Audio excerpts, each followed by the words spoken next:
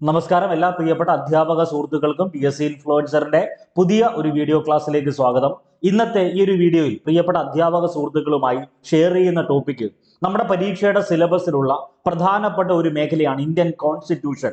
ഈ Indian constitution രണ്ടിടത്ത് നമുക്ക് ഗുണകരമായി മാറും. പാർട്ട് എയിലും കോൺസ്റ്റിറ്റ്യൂഷൻ പഠിക്കാനുണ്ട്, അത് ഇംഗ്ലീഷിലാണ് ചോദ്യം വരുന്നത്.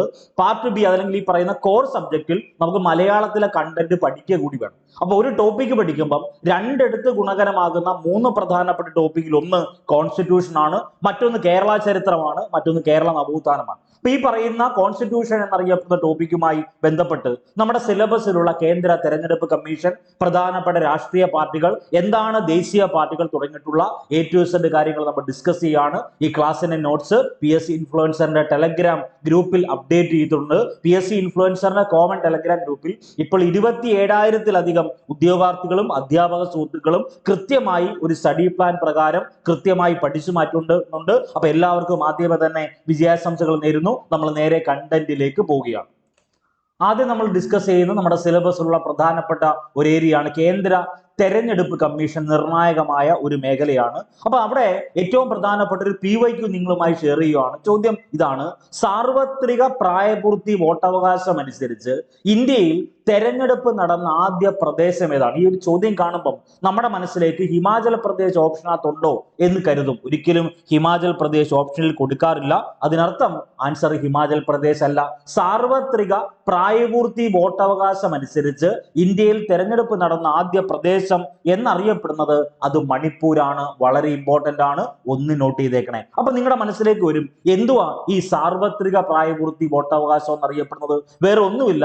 സാർവത്രിക പ്രായപൂർത്തി വോട്ടവകാശം എന്ന് പറഞ്ഞാൽ ജാതി, മത, വർഗ, ഭാഷ, ലിംഗ, പ്രദേശ വ്യത്യാസങ്ങളില്ലാതെ പ്രായപൂർത്തിയായ, അതായത് 18 വയസ്സ് പൂർത്തീകരിച്ച എല്ലാവർക്കും തെരഞ്ഞെടുപ്പിൽ വോട്ട് ചെയ്യാനുള്ള അവകാശത്തെ അറിയപ്പെടുന്ന പേരാണ് സാർവത്രിക പ്രായപൂർത്തി വോട്ടവകാശം. അപ്പൊ നോക്കൂ, 18 വയസ്സ് പൂർത്തീകരിച്ച ഏതൊരു വ്യക്തിയും, അത് ഞാനായിക്കോട്ടെ, നിങ്ങളായിക്കോട്ടെ, ഏതൊരു ഇന്ത്യക്കാരനായിക്കോട്ടെ, അയാൾ ജാതിയുടെയോ മതത്തിന്റെയോ വർഗത്തിന്റെയോ ഭാഷയുടെയോ ലിംഗത്തിന്റെയോ പ്രദേശ വ്യത്യാസങ്ങളില്ലാതെ പ്രായപൂർത്തിയായ ഏതൊരാൾക്കും തെരഞ്ഞെടുപ്പിൽ വോട്ട് ചെയ്യാനുള്ള അവകാശത്തെ അറിയപ്പെടുന്ന പേരാണ് സാർവത്രിക പ്രായപൂർത്തി വോട്ടവകാശം. അപ്പോൾ അവിടെ ഒരു വാക്കുണ്ട്, പ്രായപൂർത്തി വോട്ടവകാശത്തിൽ. വോട്ടവകാശം എന്ന് പറയുന്നത് ഒരു ലീഗൽ റൈറ്റ് ആണ്, ഒരു ഭരണഘടനാ അവകാശമാണ് വോട്ടവകാശം. അതൊന്ന് നോട്ട് ചെയ്തേക്കണേ. അപ്പൊ ഈ പറയുന്ന സാർവത്രിക പ്രായപൂർത്തി വോട്ടവകാശത്തെ പറ്റി പ്രതിപാദിക്കുന്ന ആർട്ടിക്കിൾ ഏതെന്ന് ചോദിച്ചാൽ അത് 326. ഒന്ന് നോട്ട് ചെയ്തേക്കണം. ഈ പറയുന്ന സാർവത്രിക പ്രായപൂർത്തി വോട്ടവകാശത്തെ പറ്റി പ്രതിപാദിക്കുന്ന ആർട്ടിക്കിൾ 326 ആണ്. അപ്പൊ ഈ പറയുന്ന സാർവത്രിക പ്രായപൂർത്തി വോട്ടവകാശം നിലവിൽ വരുന്നത് ഇന്ത്യ റിപ്പബ്ലിക് ആവുന്ന എന്നാണോ അന്ന് തന്നെയാ ഇന്ത്യൻ ഭരണഘടന നിലവിൽ വന്ന 1950 ജനുവരി 26-നാണ് സാർവത്രിക പ്രായപൂർത്തി വോട്ടവകാശം നിലവിൽ വന്നത്. അപ്പൊ നിങ്ങൾ ചില ആളുകളെങ്കിലും മനസ്സിൽ കരുതും, കേന്ദ്ര തെരഞ്ഞെടുപ്പ് കമ്മീഷൻ നിലവിൽ വന്നല്ലോ, അന്നല്ലയോ സാർവത്രിക പ്രായപൂർത്തി വോട്ടവകാശം? അല്ല, ഇന്ത്യ മഹാരാജ്യത്ത് ജാതി, മത, വർഗ, ഭാഷ, ലിംഗ, പ്രദേശ വ്യത്യാസങ്ങളില്ലാതെ പ്രായപൂർത്തിയാകുന്ന ഏതൊരു ആൾക്കും തെരഞ്ഞെടുപ്പിൽ വോട്ട് ചെയ്യാനുള്ള അവകാശം നിലവിൽ വരുന്നത് 1950 ജനുവരി 26-ന്. ഇന്ത്യയുമായി ബന്ധപ്പെട്ട് ഇന്ത്യൻ ഭരണഘടന നിലവിൽ വന്നത്, ഇന്ത്യ റിപ്പബ്ലിക് ആവുന്നത് 1950 ജനുവരി 26-നാണല്ലോ. അത് വളരെ ഇമ്പോർട്ടന്റ് ആണ്. ഇനി നമുക്ക് വേണ്ടത് ആദ്യ സമയത്ത്, അതായത് 1950 ജനുവരി 26-ന് ഈ സാർവത്രിക പ്രായപൂർത്തി വോട്ടവകാശം നിലവിൽ വന്ന സമയത്ത് വോട്ടിംഗ് പ്രായം എന്നറിയപ്പെടുന്നത് 21 വയസ്സായിരുന്നു. 21 വയസ്സ് പൂർത്തിയായ ഏതൊരു വ്യക്തികൾക്കും 1950 ജനുവരി 26-ന് നിലവിൽ വന്ന പ്രായപൂർത്തി വോട്ടവകാശ സമ്പ്രദായ പ്രകാരം തെരഞ്ഞെടുപ്പിൽ വോട്ട് രേഖപ്പെടുത്താം. പക്ഷേ 1989-ലെ 61-ാം ഭരണഘടനാ ഭേദഗതി ഇമ്പോർട്ടന്റ് ആണ്. അപ്പൊ ഞാൻ നേരത്തെ ക്ലാസ്സിലൊക്കെ ഡിസ്കസ് ചെയ്തിട്ടുണ്ട്, എന്താണ് ഭരണഘടനാ ഭേദഗതി? ഭരണഘടനയിൽ പുതുതായി ഉൾപ്പെടുത്തുന്നു എന്തെങ്കിലും, പഴയത് ഒഴിവാക്കുന്നു എന്തെങ്കിലും, അതിനകത്ത് നിലവിലുള്ളതിനെ അപ്ഡേറ്റ് ചെയ്യുന്നെങ്കിൽ അതിനാണല്ലോ ഭരണഘടനാ ഭേദഗതി എന്നറിയപ്പെടുന്നത്.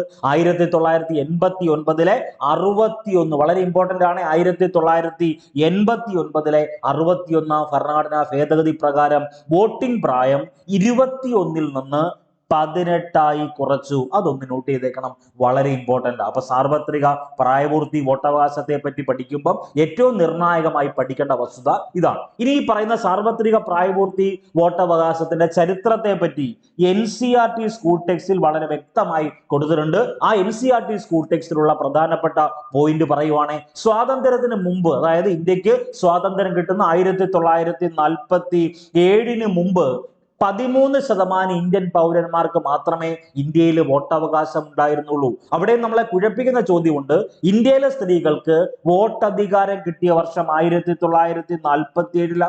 ഇന്ത്യയിലെ സ്ത്രീകൾക്ക് വോട്ടധികാരം കിട്ടുന്ന വർഷം 1947. അപ്പൊ ചില ആളുകളെങ്കിലും മനസ്സിൽ കരുതും 1935 ഗവൺമെന്റ് ഓഫ് ഇന്ത്യ ആക്ടിന് പ്രത്യേകത ഉണ്ടല്ലോ. ഉണ്ട്. 1935 ഗവൺമെന്റ് ഓഫ് ഇന്ത്യ ആക്ടിന്റെ നിർദ്ദേശത്തിൽ ഇന്ത്യയിലെ സ്ത്രീകൾക്ക് വോട്ടധികാരം കൊടുക്കണമെന്നുണ്ട്. ഇന്ത്യയിലെ സ്ത്രീകൾക്ക് വോട്ടധികാരം കൊടുത്ത വർഷം 1947. അപ്പൊ സ്വാതന്ത്ര്യത്തിന് മുമ്പുള്ള കാലത്ത് 13% ഇന്ത്യൻ പൗരന്മാർക്ക് മാത്രമേ എന്ത് അധികാരം ഉണ്ടായിരുന്നുള്ളൂ, വോട്ടവകാശം ഉണ്ടായിരുന്നുള്ളൂ. Doctor BR Ambedkar 1928 Simon commission മുമ്പാകെ ഹാജരായി. എന്നിട്ട് ഇന്ത്യൻ ഭരണഘടനയിൽ ഒരു സാർവത്രിക പ്രായപൂർത്തി വോട്ടവകാശം ഉൾപ്പെടുത്തണം എന്ന് എന്ത് ചെയ്യുന്നു, സൈമൺ കമ്മീഷൻ മുമ്പാകെ ഹാജരായി അവരെ നിർബന്ധിക്കുകയും ചെയ്യുക. ദെൻ 1931 കറാച്ചി സമ്മേളനത്തിൽ, ഇന്ത്യൻ നാഷണൽ കോൺഗ്രസിന്റെ കറാച്ചി സമ്മേളനത്തിൽ ഇന്ത്യൻ നാഷണൽ കോൺഗ്രസ് രാഷ്ട്രീയ സമത്വത്തിന് വേണ്ടി, അതായത് ഒരു പൊളിറ്റിക്കൽ ഇക്വാലിറ്റി വേണം, അതിൽ സ്ത്രീയെന്നോ പുരുഷനെന്നോ ഒരു വ്യത്യാസമില്ല, എല്ലാവർക്കും തുല്യത വേണം എന്ന് ആഹ്വാനം ചെയ്യുന്നത് 1931 കറാച്ചി ഇന്ത്യൻ നാഷണൽ കോൺഗ്രസ് സമ്മേളനത്തിലാണ്. ഇനി ഏറ്റവും പ്രധാനപ്പെട്ട വസ്തുത, 1947 നവംബർ മുതൽ സാർവത്രിക പ്രായപൂർത്തി വോട്ടവകാശത്തിന്റെ അടിസ്ഥാനത്തിൽ ഇന്ത്യ ആദ്യത്തെ കരട് വോട്ടർ പട്ടിക തയ്യാറാക്കാൻ തുടങ്ങി. അപ്പൊ ഇന്ത്യയിലെ സ്ത്രീകൾക്ക് വോട്ടധികാരം നൽകിയ വർഷമെന്ന 1947. ഇത് തന്നെയാണ് മത്സര പരീക്ഷയിൽ വാല്യൂ ചെയ്യുന്നത്, അത് നിങ്ങൾ മറക്കരുത്. അപ്പൊ 1935 ഗവൺമെന്റ് ഓഫ് ഇന്ത്യ ആക്ടിൽ ഇന്ത്യയിലെ സ്ത്രീകൾക്ക് വോട്ടധികാരം കൊടുക്കണമെന്ന് പറയുന്നുണ്ട്. പക്ഷെ ഇന്ത്യയിലെ സ്ത്രീകൾക്ക് വോട്ടധികാരം നൽകിയ വർഷം ചോദിച്ചാൽ അത് 1947.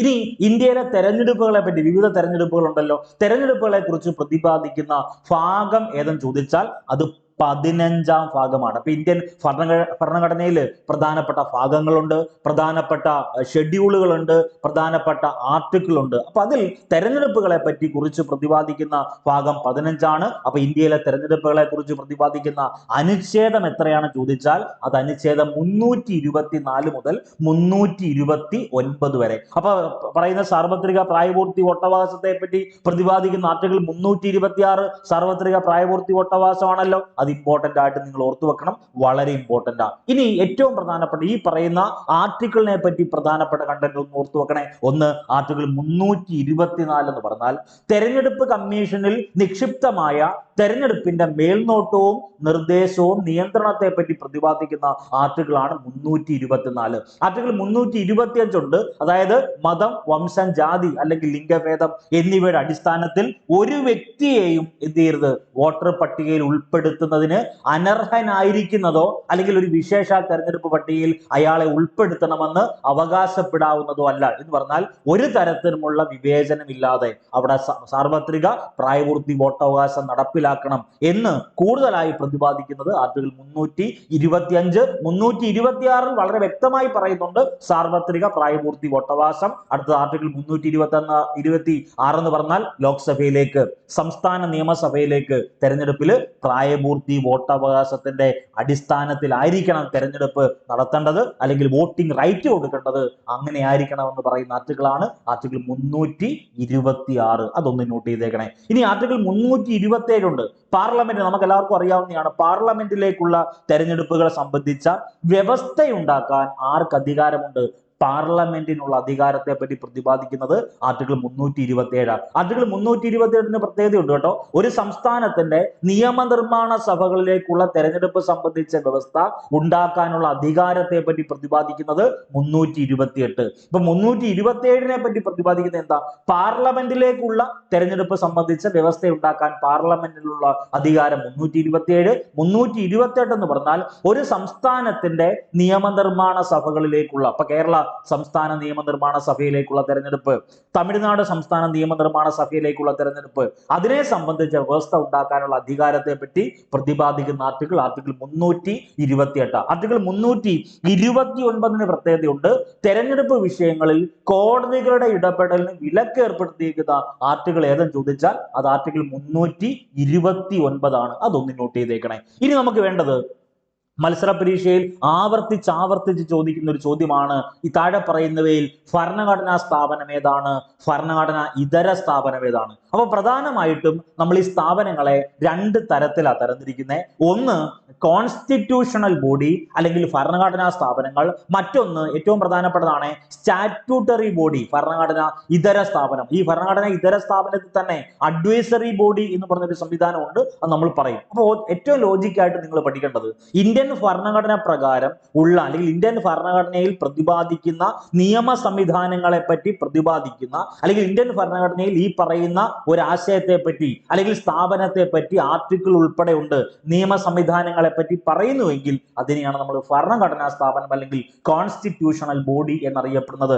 കേന്ദ്ര തെരഞ്ഞെടുപ്പ് കമ്മീഷൻ എടുത്തോ, സംസ്ഥാന തെരഞ്ഞെടുപ്പ് കമ്മീഷൻ എടുത്തോ, തെരഞ്ഞെടുപ്പ് കമ്മീഷൻ ഒരു ഭരണഘടനാ സ്ഥാപനമാണ്. അറ്റോർണി ജനറൽ ഒരു ഭരണഘടനാ സ്ഥാപനമാണ്. ദേശീയ പട്ടികജാതി കമ്മീഷൻ, ദേശീയ പട്ടികവർഗ കമ്മീഷൻ, ദേശീയ പിന്നാക്ക വിഭാഗ കമ്മീഷൻ ഒക്കെ ഈ പറയുന്ന ഭരണഘടനാ സ്ഥാപനമാണ്. അപ്പൊ ഭരണഘടനാ സ്ഥാപന ഉദാഹരണമാണ് ഏതൊക്കെ? തെരഞ്ഞെടുപ്പ് കമ്മീഷൻ ഭരണഘടനാ സ്ഥാപനമാണ്, അറ്റോർണി ജനറൽ ഭരണഘടനാ സ്ഥാപനമാണ്, ദേശീയ പട്ടികജാതി കമ്മീഷൻ ഭരണഘടനാ സ്ഥാപനമാണ്, ദേശീയ പട്ടികവർഗ കമ്മീഷൻ ഭരണഘടനാ സ്ഥാപനമാണ്. ഈ പറയുന്ന നീതി ആയോഗ് എന്നറിയപ്പെടുന്ന national institution for transforming India, ഇന്ത്യയുടെ തിങ്ക് ടാങ്ക് എന്നറിയപ്പെടുന്ന നീതി ആയോഗ് ഒരു ഭരണഘടനാ ഇതര സ്ഥാപനമാണ്. എന്ന് പറഞ്ഞാൽ കോൺസ്റ്റിറ്റ്യൂഷണൽ ബോഡി അല്ല. അപ്പൊ ആൻസർ ആയിട്ട് വരേണ്ടത് എന്താ? നീതി ആയോഗിന്റെയോ ആൻസർ ആയിട്ട് വരേണ്ടത്. അപ്പൊ നമുക്ക് വേണ്ട പ്രധാനപ്പെട്ട കണ്ടന്റിലേക്ക് വരുന്നു. ഇന്ത്യയിലെ പ്രധാനപ്പെട്ട ഭരണഘടനാ സ്ഥാപനങ്ങൾ. അപ്പൊ നമ്മൾ നേരത്തെ പറഞ്ഞ കേന്ദ്ര തെരഞ്ഞെടുപ്പ് കമ്മീഷൻ വരണം, ദേശീയ പട്ടികജാതി കമ്മീഷൻ വരണം, അറ്റോർണി ജനറൽ ഒക്കെ എന്താണ്? ഭരണഘടനാ സ്ഥാപനങ്ങളാ. ധനകാര്യ കമ്മീഷൻ പ്രധാനപ്പെട്ട ഭരണഘടനാ സ്ഥാപനമാണ്, കോൺസ്റ്റിറ്റ്യൂഷണൽ ബോഡിയാണ്. ദേശീയ പട്ടികജാതി പട്ടികവർഗ കമ്മീഷൻ ഈ പറയുന്ന പ്രധാനപ്പെട്ട ഭരണഘടനാ സ്ഥാപനമാണ്. Controller and auditor general, Indian പൊതുഖജനാവിന്റെ കാവൽക്കാരൻ എന്നറിയപ്പെടുന്ന CAG ഇന്ത്യയിലെ പ്രധാനപ്പെട്ട ഭരണഘടനാ സ്ഥാപനമാണ്. ദേശീയ പിന്നോക്ക വിഭാഗ കമ്മീഷൻ, ദേശീയ പിന്നാക്ക വിഭാഗ കമ്മീഷൻ എന്ന് പഠിച്ചാലും തെറ്റില്ല. അപ്പൊ ദേശീയ പിന്നാക്ക വിഭാഗ കമ്മീഷൻ ഒരു പ്രധാനപ്പെട്ട ഭരണഘടനാ സ്ഥാപനമാണ്. UPSC ഇന്ത്യൻ ഏറ്റവും പ്രധാനപ്പെട്ടതാണ്, ഇന്ത്യൻ മെറിറ്റ് സമ്പ്രദായത്തിന്റെ കാവൽക്കാരൻ, watchdog of Indian merit system എന്നറിയപ്പെടുന്ന UPSC പ്രധാനപ്പെട്ട ഒരു ഭരണഘടനാ സ്ഥാപനമാണ്. അപ്പൊ UPSC ഭരണഘടനാ സ്ഥാപനമാകുമ്പോൾ സ്റ്റേറ്റ് PSC എന്ത് തന്നെയാ? കോൺസ്റ്റിറ്റ്യൂഷണൽ ബോർഡ് തന്നെയാ. അപ്പൊ ഈ പറയുന്ന ചോദ്യം വളരെ ഇമ്പോർട്ടന്റ് ആണ്. ഭരണഘടനാ സ്ഥാപനങ്ങളെ പറ്റി ഒരു ധാരണ ഉണ്ടായിരിക്കണം, ഭരണഘടനാ ഇതര സ്ഥാപനങ്ങളെ പറ്റി ഒരു ധാരണ ഉണ്ടാകണം. അപ്പൊ ഇന്ത്യയിലെ പ്രധാനപ്പെട്ട സ്റ്റാറ്റ്യൂട്ടറി ബോഡികൾ എന്തൊക്കെയാണെന്ന് ഒന്ന് പഠിക്കാം. ഒന്നാമത്തത് സെബി. അപ്പൊ നിങ്ങളുടെ മനസ്സിൽ കാണും എന്തുവാ ഈ സ്റ്റാറ്റ്യൂട്ടറി ബോഡി എന്ന് പറഞ്ഞാൽ? അപ്പൊ സ്റ്റാറ്റ്യൂട്ടറി ബോഡി എന്ന് പറഞ്ഞാൽ വേറെ ഒന്നും നിങ്ങൾ ചിന്തിക്കേണ്ട, ഒറ്റ കാര്യമുള്ളൂ, വേറെ ഒന്നും ചിന്തിക്കേണ്ട. അതായത് സംസ്ഥാന നിയമസഭ അല്ലെങ്കിൽ പാർലമെന്റ് ഉണ്ടല്ലോ, പാർലമെന്റ് അല്ലെങ്കിൽ സംസ്ഥാന നിയമസഭ പാസാക്കിയ ഒരു നിയമത്തിലൂടെ രൂപീകരിക്കപ്പെട്ട സ്ഥാപനങ്ങളെ അറിയപ്പെടുന്ന പേരാണ് സ്റ്റാറ്റ്യൂട്ടറി ബോഡി എന്നറിയപ്പെടുന്നത്. UGC യൂണിവേഴ്സിറ്റി ഗ്രാന്റ് കമ്മീഷൻ ഒരു സ്റ്റാറ്റ്യൂട്ടറി ബോഡിയാണ്. ദേശീയ, നമുക്ക് എല്ലാവർക്കും അറിയാവുന്ന വസ്തുതയാണ്, ഈ പറഞ്ഞ UGC എന്നറിയപ്പെടുന്ന യൂണിവേഴ്സിറ്റി ഗ്രാന്റ് കമ്മീഷൻ ഒരു സ്റ്റാറ്റ്യൂട്ടറി ബോഡിയാണ്. ദേശീയ ഹരിത ട്രൈബ്യൂണൽ എന്നറിയപ്പെടുന്ന നാഷണൽ ഗ്രീൻ ട്രൈബ്യൂണൽ ഈ പ്രധാനപ്പെട്ട ഒരു സ്റ്റാറ്റ്യൂട്ടറി ബോഡിയാണ്. സെബി ഇന്ത്യയിലെ ഓഹരി വിപണികളെ നിയന്ത്രിക്കുന്ന സ്ഥാപനമാണല്ലോ സെബി എന്താണ്? ഒരു സ്റ്റാറ്റ്യൂട്ടറി ബോഡിയാണ്.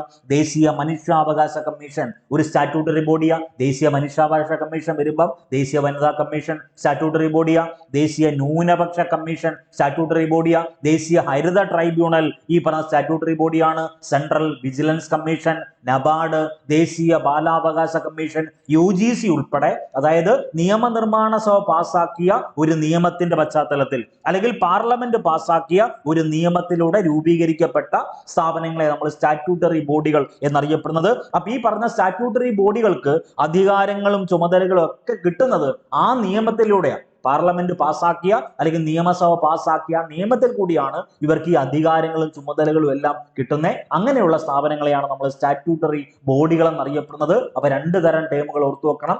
ഭരണഘടനാ സ്ഥാപനം വേറെ, സ്റ്റാറ്റ്യൂട്ടറി ബോഡി വേറെ. മറക്കരുത്.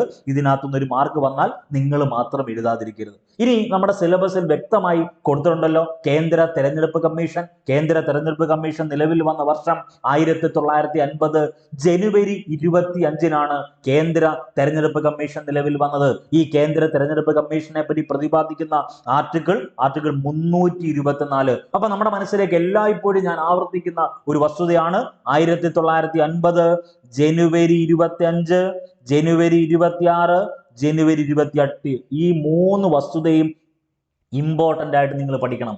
1950 ജനുവരി 25 പ്രത്യേകത കേന്ദ്ര തെരഞ്ഞെടുപ്പ് കമ്മീഷൻ ഫോം ചെയ്യും. അതുകൊണ്ടാണ് ജനുവരി 25 നാഷണൽ വോട്ടേഴ്സ് ഡേ ആയിട്ട് സെലിബ്രേറ്റ് ചെയ്യുന്നത്. സുകുമാർ സെൻ എന്നറിയപ്പെടുന്ന വ്യക്തിയെ ഉൾപ്പെടെ, TN ശേഷൻ എന്നറിയപ്പെടുന്ന വ്യക്തി ഉൾപ്പെടെ പഠിക്കണം.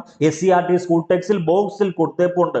1950 ജനുവരി 25 കേന്ദ്ര തെരഞ്ഞെടുപ്പ് കമ്മീഷൻ നിലവിൽ വരുന്നു. 1950 ജനുവരി 26 ഇന്ത്യ റിപ്പബ്ലിക് ആവുന്നു. അതേ വർഷം അതേ ഡേറ്റ് തന്നെ സാർവത്രിക പ്രായപൂർത്തി വോട്ടവകാശം ആർട്ടിക്കിൾ 326. ദെൻ 1950 ജനുവരി 28 ഇന്ത്യയുടെ പരമോന്നത കോടതി എന്നറിയപ്പെടുന്ന സുപ്രീം കോടതി നിലവിൽ വരുന്നു. വളരെ ഇമ്പോർട്ടന്റ്. അങ്ങനെ ആ 3 ഡേറ്റും തീയതികളും മറക്കരുത്. അപ്പൊ കേന്ദ്ര തെരഞ്ഞെടുപ്പ് കമ്മീഷൻ നിലവിൽ വന്നത് 1950 ജനുവരി 25. ഈ പറഞ്ഞ കേന്ദ്ര തെരഞ്ഞെടുപ്പ് കമ്മീഷന്റെ ഒരു രീതി അല്ലെങ്കിൽ ബോഡി എന്ന് പറയുന്നത് ഒരു ചീഫ് ഇലക്ഷൻ കമ്മീഷണർ ഉണ്ടായിരിക്കും, 2 ഇലക്ഷൻ കമ്മീഷണർമാർ ഉണ്ടായിരിക്കും. അപ്പൊ നിങ്ങൾ ആൻസർ കമന്റ് ചെയ്യണം. നിലവിലെ കേന്ദ്ര ചീഫ് ഇലക്ഷൻ കമ്മീഷണർ ആരാണ്? ഇന്ത്യയുടെ നിലവിലെ ചീഫ് ഇലക്ഷൻ കമ്മീഷണർ ആരാണെന്ന് ഒന്ന് കമന്റ് ചെയ്തേ. ഏറ്റവും ലേറ്റസ്റ്റ് ആയിട്ട് ഉള്ള പത്രവാർത്തകൾ ഉൾപ്പെടെ ഇന്ന് കോമൺ ടെലഗ്രാം ഗ്രൂപ്പിൽ അപ്ഡേറ്റ് ചെയ്ത സമയത്ത് ആ പേര് ഉൾപ്പെടെ നമ്മൾ അപ്ഡേറ്റ് ചെയ്ത് പറഞ്ഞിട്ടുണ്ട്. ഒന്ന് കമന്റ് ചെയ്താൽ മാത്രം മതി. നിലവിലെ കേന്ദ്ര ചീഫ് ഇലക്ഷൻ കമ്മീഷണർ ആരാണ്? ഒന്ന് ഉത്തരം കമന്റ് ചെയ്തേക്കുക. ആൻസർ ആയിട്ട് നിങ്ങൾ ഉത്തരം കമന്റ് ചെയ്തു എന്ന് വിശ്വസിക്കുന്നു. അപ്പൊ കേന്ദ്ര തെരഞ്ഞെടുപ്പ് കമ്മീഷന്റെ ഒരു ഓർഡർ അല്ലെങ്കിൽ ആ ഒരു ബോഡി രീതി ഇങ്ങനെയാണ്. ഒരു ചീഫ് ഇലക്ഷൻ കമ്മീഷണർ ഉണ്ടാവും, 2 ഇലക്ഷൻ കമ്മീഷണർമാരുണ്ടാവും. ഇപ്പോഴത്തെ കേസാണ്. അപ്പൊ 1989 വരെ ഈ പറഞ്ഞ കേന്ദ്ര തെരഞ്ഞെടുപ്പ് കമ്മീഷൻ എന്ന് പറഞ്ഞാൽ ഒരു ഏകാംഗ കമ്മീഷൻ ആയിരുന്നു. ഏകാംഗ കമ്മീഷൻ എന്ന് പറഞ്ഞാൽ തെരഞ്ഞെടുപ്പ് കമ്മീഷൻ 1989 വരെ ഒരു ഏകാംഗ കമ്മീഷൻ ആയിരുന്നു.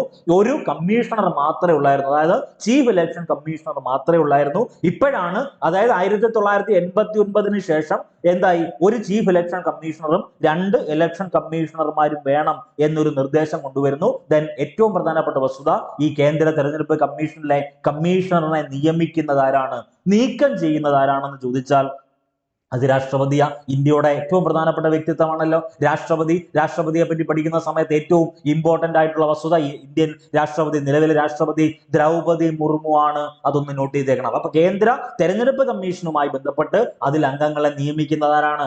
രാഷ്ട്രപതിയാണ്. നീക്കം ചെയ്യുന്നത് ആരാണ്? രാഷ്ട്രപതിയാണ്. രാജിക്കത്ത് ഈ പറഞ്ഞ കേന്ദ്ര തെരഞ്ഞെടുപ്പ് കമ്മീഷണറോ കമ്മീഷണർമാരോ രാജിക്കത്ത് കൊടുക്കുന്നത് ആർക്കാണ്?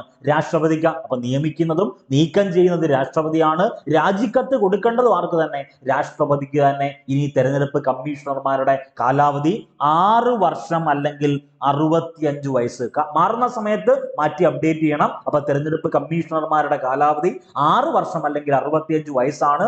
ഇന്ത്യയിൽ ആദ്യ വോട്ടറിന്റെ പേര് ഒന്ന് നോട്ട് ചെയ്തേക്കണേ, ശ്യാം സരൺ നെഗി എന്നാണ്. ഹിമാചൽ പ്രദേശിലെ ചിനി താലൂക്കിലാണ് അദ്ദേഹം ആദ്യമായിട്ട് വോട്ട് രേഖപ്പെടുത്തുന്നത്. അദ്ദേഹം 2022 നവംബർ 5 അന്തരിച്ചു. അതുകൊണ്ട് തന്നെ ഉറപ്പായി ഒന്ന് നോട്ട് ചെയ്തേക്കണം.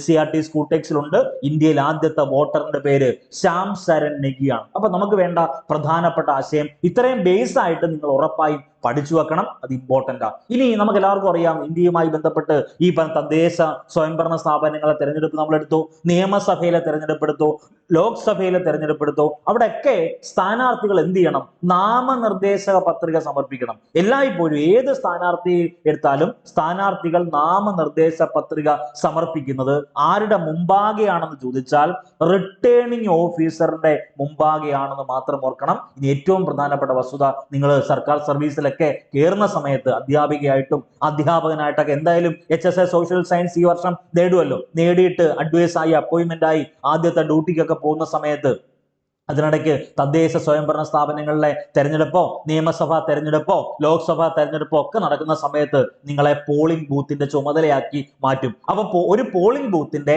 ചുമതലയുള്ള ഉദ്യോഗസ്ഥനെ അറിയപ്പെടുന്ന പേരാണ് പ്രിസൈഡിംഗ് ഓഫീസർ. അപ്പൊ ഇനി വരാൻ പോകുന്ന തദ്ദേശ സ്വയംഭരണ സ്ഥാപനങ്ങളുടെ തെരഞ്ഞെടുപ്പായിക്കോട്ടെ, ലോക്സഭാ തെരഞ്ഞെടുപ്പായിക്കോട്ടെ, നിയമസഭാ തെരഞ്ഞെടുപ്പായിക്കോട്ടെ, അവിടെയൊക്കെ നിങ്ങൾ പ്രിസൈഡിംഗ് ഓഫീസർ ആയിട്ടും അതിന്റെ റിലേറ്റഡ് ആയിട്ടുള്ള ഉദ്യോഗസ്ഥരായിട്ട് മാറട്ടെ എന്ന് ആശംസിക്കുന്നു. അതിനർത്ഥം എന്താ? ഇത്തവണത്തെ HSA സോഷ്യൽ സയൻസ് നിങ്ങൾ നേടും, നിങ്ങൾക്ക് ഈസി ആയിട്ട് ടെസ്റ്റ് കിട്ടും, നിങ്ങൾക്ക് ഈസി ആയിട്ട് ഇന്റർവ്യൂ കിട്ടും, നിങ്ങൾ ആദ്യത്തെ 10-നകത്ത് വരും. ഈ കോൺഫിഡന്റ് ആണ് നമ്മൾ ഈ ക്ലാസ് എടുത്തു മാറ്റുന്നത്. അപ്പോൾ ഒരു പോളിംഗ് ബൂത്തിന്റെ ചുമതലയുള്ള ഉദ്യോഗസ്ഥൻ ആരാണ്? Presiding officer. ഒന്ന് ആലോചിച്ച് നോക്കിയേ, എത്രമാത്രം നമ്മൾ കുത്തിയിരുന്ന് BEdനും ഈ പറഞ്ഞ സെറ്റ് എഴുതാനും PhDക്ക് പോകാൻ വേണ്ടിയൊക്കെ എത്രമാത്രം നമ്മൾ എഫേർട്ട് ഇട്ടിട്ടുണ്ട്. നമ്മൾ എത്രമാത്രം അസൈൻമെന്റ്, എത്രമാത്രം സെമിനാർ പേപ്പർ ഒക്കെ തയ്യാറാക്കി ഓരോന്ന് 2 മണിക്ക് രാത്രി 3 മണിക്കും ഒക്കെ ഇരുന്ന് എഴുതിയെടുത്ത് നമ്മുടെ ടീച്ചേഴ്സിന്റെ മുന്നിലോട്ട് കൊണ്ടു ചെല്ലുമ്പം അവരെടുത്ത് എറിയും. അപ്പൊ നമ്മൾ എത്രത്തോളം സങ്കടത്തോടുകൂടി വീണ്ടും കുത്തിയിരുന്ന് എഴുതും. അപ്പൊ ആ സമയത്തൊക്കെ നമ്മൾ എഫേർട്ട് ഇട്ടതുപോലെ ഇപ്പോഴും നമ്മൾ എഫേർട്ട് ഇടുക. അപ്പൊ ആവർത്തിച്ച് പറയുന്നു,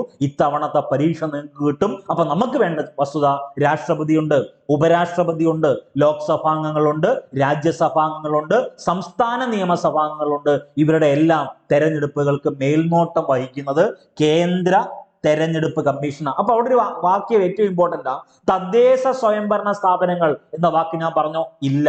തദ്ദേശ സ്വയംഭരണ സ്ഥാപനങ്ങളുടെ തെരഞ്ഞെടുപ്പുകൾക്ക് മേൽനോട്ടം വഹിക്കുന്നത് സംസ്ഥാന തെരഞ്ഞെടുപ്പ് കമ്മീഷൻ ആയിരിക്കും. അപ്പൊ രാഷ്ട്രപതി തെരഞ്ഞെടുപ്പ് മേൽനോട്ടം വഹിക്കുന്നത് കേന്ദ്ര തെരഞ്ഞെടുപ്പ് കമ്മീഷനാ.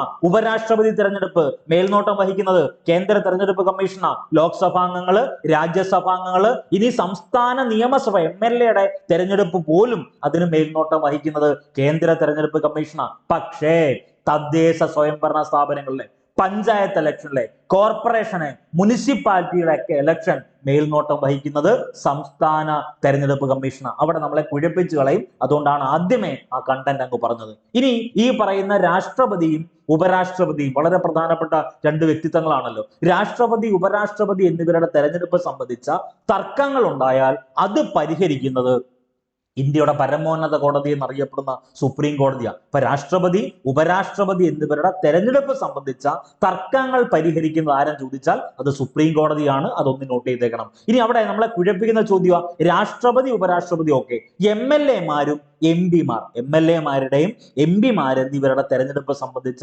തർക്കങ്ങൾ പരിഹരിക്കുന്നത് എല്ലായ്പ്പോഴും ഹൈക്കോടതി ആയിരിക്കും. അപ്പൊ ഇന്ത്യയുടെ പരമോന്നത കോടതി സുപ്രീം കോടതിയാ. ഒരു സംസ്ഥാനത്തിന്റെ ഏറ്റവും ഉന്നത അധികാര പരിധിയുള്ള കോടതി ഹൈക്കോടതിയാണ്. അപ്പം MLAമാരുടെയും MP തെരഞ്ഞെടുപ്പ് സംബന്ധിച്ച തർക്കങ്ങൾ ഹൈക്കോടതി പരിഹരിക്കും. രാഷ്ട്രപതിയും ഉപരാഷ്ട്രപതി എന്നിവരുടെ തെരഞ്ഞെടുപ്പ് സംബന്ധിച്ച തർക്കങ്ങൾ പരിഹരിക്കുന്ന ആരാണ്? അത് സുപ്രീം കോടതിയാണ്. അതൊന്ന് നോട്ട് ചെയ്തേക്കണം. ഇനി നമുക്ക് വേണ്ട പ്രധാനപ്പെട്ട ചോദ്യം, മുൻകാല വർഷ ചോദ്യമാണ്.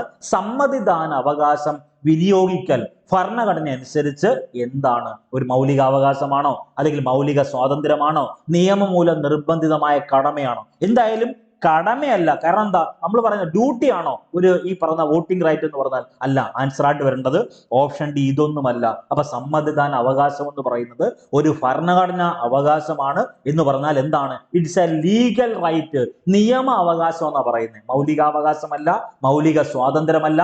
ഇതൊരു നിയമ അവകാശം അല്ലെങ്കിൽ ഭരണഘടനാ അവകാശമാണെന്ന് മാത്രം ഓർക്കുക. വോട്ട് ചെയ്യാനുള്ള അവകാശം ഒരു ഭരണഘടനാ അവകാശം അല്ലെങ്കിൽ നിയമ അവകാശമാണ്. അതൊന്ന് നോട്ട് ചെയ്തേക്കണേ. ഇനി ഏറ്റവും പ്രധാനപ്പെട്ട ഒരു കണ്ടന്റ് ആണ് വോട്ട് രേഖപ്പെടുത്തി. നമ്മൾ വോട്ട് രേഖപ്പെടുത്തി, അതിനുശേഷം ഈ പറയുന്ന വോട്ട് രേഖപ്പെടുത്തിയതിനു ശേഷം ആ സ്ഥാനാർത്ഥിക്ക് തന്നെയാണോ ആ വോട്ട് കിട്ടിയത്? നമ്മൾ വോട്ട് രേഖപ്പെടുത്തി, ഞാൻ ക്യൂ നിന്ന് വോട്ട് രേഖപ്പെടുത്തിയതിനു ശേഷം ആ വോട്ട് ആ സ്ഥാനാർത്ഥിക്ക് തന്നെ ലഭിച്ചു എന്ന് വ്യക്തമാക്കുന്ന ഒരു രസീത് ഉണ്ടല്ലോ, ആ രസീത് കൊടുക്കുന്ന സംവിധാനത്തെ അറിയപ്പെടുന്ന പേരാണ് VVPAT എന്നറിയപ്പെടുന്നത്. ഈ VVPAT ആദ്യമായി പരീക്ഷിച്ചത് നാഗാലാൻഡിലാണ്. ഇനി അവിടെ ഏറ്റവും പ്രധാനപ്പെട്ട ഒരു കൺസെപ്റ്റ് ഉണ്ട്, നെഗറ്റീവ് വോട്ട് അല്ലെങ്കിൽ നോട്ട, നൺ ഓഫ് ദി ബോ എന്നറിയപ്പെടുന്ന. ആർക്കും, നമുക്കിപ്പം ഒരാൾ തെരഞ്ഞെടുപ്പിൽ മത്സരിക്കുക, കേരള നിയമസഭാ തെരഞ്ഞെടുപ്പിൽ ഒരാൾ മത്സരിക്കുക, അല്ലെങ്കിൽ പഞ്ചായത്ത് തെരഞ്ഞെടുപ്പിൽ ഒരാൾ മത്സരിക്കുക, നിയമസഭയിൽ ലോക്സഭയിൽ ഒരാൾ മത്സരിക്കുക, നമുക്ക് ആർക്കും വോട്ട് രേഖപ്പെടുത്താൻ തോന്നുന്നില്ല.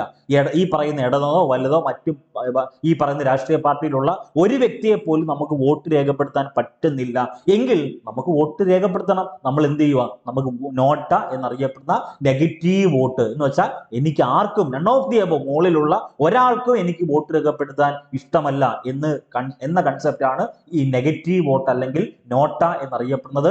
ലോകത്തിൽ ആദ്യമായിട്ട് നോട്ട അല്ലെങ്കിൽ നെഗറ്റീവ് വോട്ട് നടപ്പിലാക്കിയ ആദ്യ രാജ്യം അത് ഫ്രാൻസാണ്. അപ്പൊ നമുക്ക് വേണ്ടത് ഈ നോട്ട നടപ്പാക്കുന്ന ആദ്യത്തെ രാജ്യം ഇന്ത്യയല്ല, നോട്ട നടപ്പാക്കുന്ന 14ാമത്തെ രാജ്യമാണ് ഇന്ത്യ. അപ്പൊ 14 രാജ്യങ്ങളിൽ ഈ പറയുന്ന 14 രാജ്യങ്ങളല്ല നോട്ട നടപ്പിലാക്കിയിട്ടുള്ളത്, ധാരാളം രാജ്യങ്ങൾ നോട്ട നടപ്പിലാക്കിയിട്ടുണ്ട്. നോട്ട നടപ്പാക്കുന്ന 14ാമത്തെ രാജ്യം ഇന്ത്യയാണ്. അപ്പൊ ഇന്ത്യക്ക് മുന്നേ 13 രാജ്യങ്ങൾ നടപ്പിലാക്കി. അതിൽ ആദ്യം നടപ്പിലാക്കിയ രാജ്യം ഏതാണ്? അത് ഫ്രാൻസ് ആണ്. ഇനി ഏറ്റവും പ്രധാനപ്പെട്ട കൺസെപ്റ്റ്, ഇന്ത്യയിൽ നോട്ട എന്നറിയപ്പെടുന്ന നെഗറ്റീവ് വോട്ട് അല്ലെങ്കിൽ ഈ പറയുന്ന നൺ ഓഫ് ദി എബോ എന്നറിയപ്പെടുന്ന കൺസെപ്റ്റ് കൊണ്ടുവരണം. അതിനുവേണ്ടി താല്പര്യ ഹർജി നൽകിയ സംഘടന ഏതെന്ന് ചോദിച്ചാൽ അത് PUCL, people's union for civil liberties എന്നാണ് ആ സംഘടനയുടെ എക്സ്പാൻഷൻ. ജയപ്രകാശ് നാരായണൻ എന്നറിയപ്പെടുന്ന JP ആണ് ഈ ഒരു സംഘടനയുമായി ബന്ധപ്പെട്ട് പ്രവർത്തിച്ച പ്രധാനപ്പെട്ട വ്യക്തി. അങ്ങനെ ഒത്തിരി വസ്തുതയുണ്ട്, ഒന്ന് നോട്ട് ചെയ്തേക്കണേ. ഇനി നമ്മുടെ പരീക്ഷാ ഹാളിൽ കയറുന്ന സമയത്ത്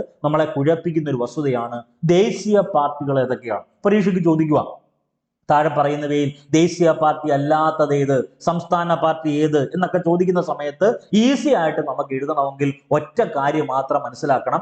എന്താണ് ദേശീയ പാർട്ടി, ഏതൊക്കെയാണ് ദേശീയ പാർട്ടി? ഇന്ത്യൻ നാഷണൽ കോൺഗ്രസ് എന്നറിയപ്പെടുന്ന INC ഒരു ദേശീയ പാർട്ടിയാണ്. 1885 ഇന്ത്യൻ നാഷണൽ കോൺഗ്രസ് എന്നറിയപ്പെടുന്ന INC ഫോം ചെയ്തത്. പ്രീവിയസ് ക്ലാസ്സിൽ വളരെ വ്യക്തമായി പറഞ്ഞു INCയുടെ രൂപീകരണം, അതിന്റെ സംവിധാനം, പ്രധാനപ്പെട്ട പ്രസിഡന്റുമാരെ പറ്റിയൊക്കെ ഡിസ്കസ് ചെയ്തു. അപ്പൊ INC ഫോം ചെയ്യുന്ന 1885 INC ഒരു ദേശീയ പാർട്ടിയാണ്. CPM ഒരു ദേശീയ പാർട്ടിയാണോ? ആണ്. 1964 communist party of India Marxist form ചെയ്യുന്നത്.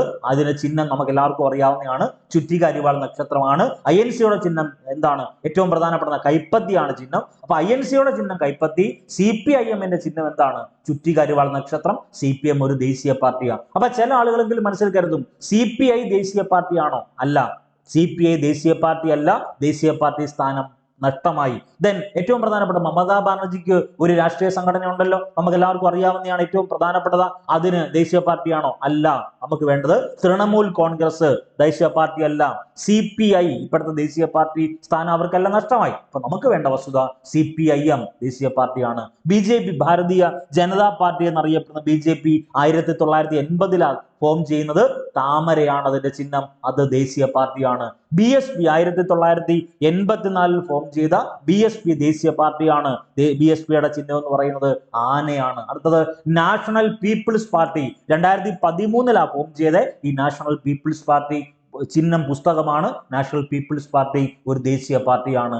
ആം ആദ്മി പാർട്ടി 2012 ഫോം ചെയ്ത ആം ആദ്മി പാർട്ടിയുടെ ചിഹ്നം ചൂലാണ്. അരവിന്ദ് കെജ്രിവാൾ ആണ് ആം ആദ്മി പാർട്ടി സ്ഥാപിക്കുന്നത്. അരവിന്ദ് കെജ്രിവാളിന്റെ പുസ്തകമാണ് സ്വരാജ്, ഒന്ന് നോട്ട് ചെയ്തേക്കണേ. ഓക്കെ, ആം ആദ്മി പാർട്ടി 2012 സ്ഥാപിക്കുന്നു. അതിന്റെ ചിഹ്നം ചൂലാണ്, നമുക്ക് എല്ലാവർക്കും അറിയാവുന്നതാണ്. 2023 ആം ആദ്മി പാർട്ടിക്ക് ദേശീയ പാർട്ടിയായിട്ട് തെരഞ്ഞെടുപ്പ് കമ്മീഷൻ അംഗീകാരം നൽകുന്നത്. അപ്പൊ നമ്മൾ പാർട്ടികളെ 3ആയിട്ട് തരംതിരിക്കും. ദേശീയ പാർട്ടികൾ എന്താണ്, സംസ്ഥാന പാർട്ടികൾ എന്താണ്, രജിസ്ട്രേഡ് പാർട്ടികൾ എന്താണ്. അപ്പൊ അതിനൊക്കെ കുറച്ച് കണ്ടീഷൻ കൂടിയുണ്ട്, അതൊക്കെ നമ്മൾ ഡീറ്റെയിൽ ആയിട്ട് ഡിസ്കസ് ചെയ്തോളാം. ഇനി ഏറ്റവും ഇമ്പോർട്ടന്റ് ആയിട്ട് നിങ്ങൾ പഠിക്കേണ്ട 4 പ്രധാനപ്പെട്ട വസ്തുത, മുഖ്യ തെരഞ്ഞെടുപ്പ് കമ്മീഷണർമാരെ ഒന്ന് നോട്ട് ചെയ്തേക്കണം. ഇന്ത്യയുടെ ആദ്യ തെരഞ്ഞെടുപ്പ് കമ്മീഷണർ, മുഖ്യ തെരഞ്ഞെടുപ്പ് കമ്മീഷണറായ ആദ്യ വ്യക്തി സുകുമാർ സെൻ. 1950 തെരഞ്ഞെടുപ്പ് കമ്മീഷൻ ഫോം ചെയ്തത്. 1950 മുതൽ 58 വരെ ആദ്യത്തെ മുഖ്യ തെരഞ്ഞെടുപ്പ് കമ്മീഷണർ സുകുമാർ സെൻ ആണ്. അതൊന്ന് നോട്ട് ചെയ്തേക്കണം.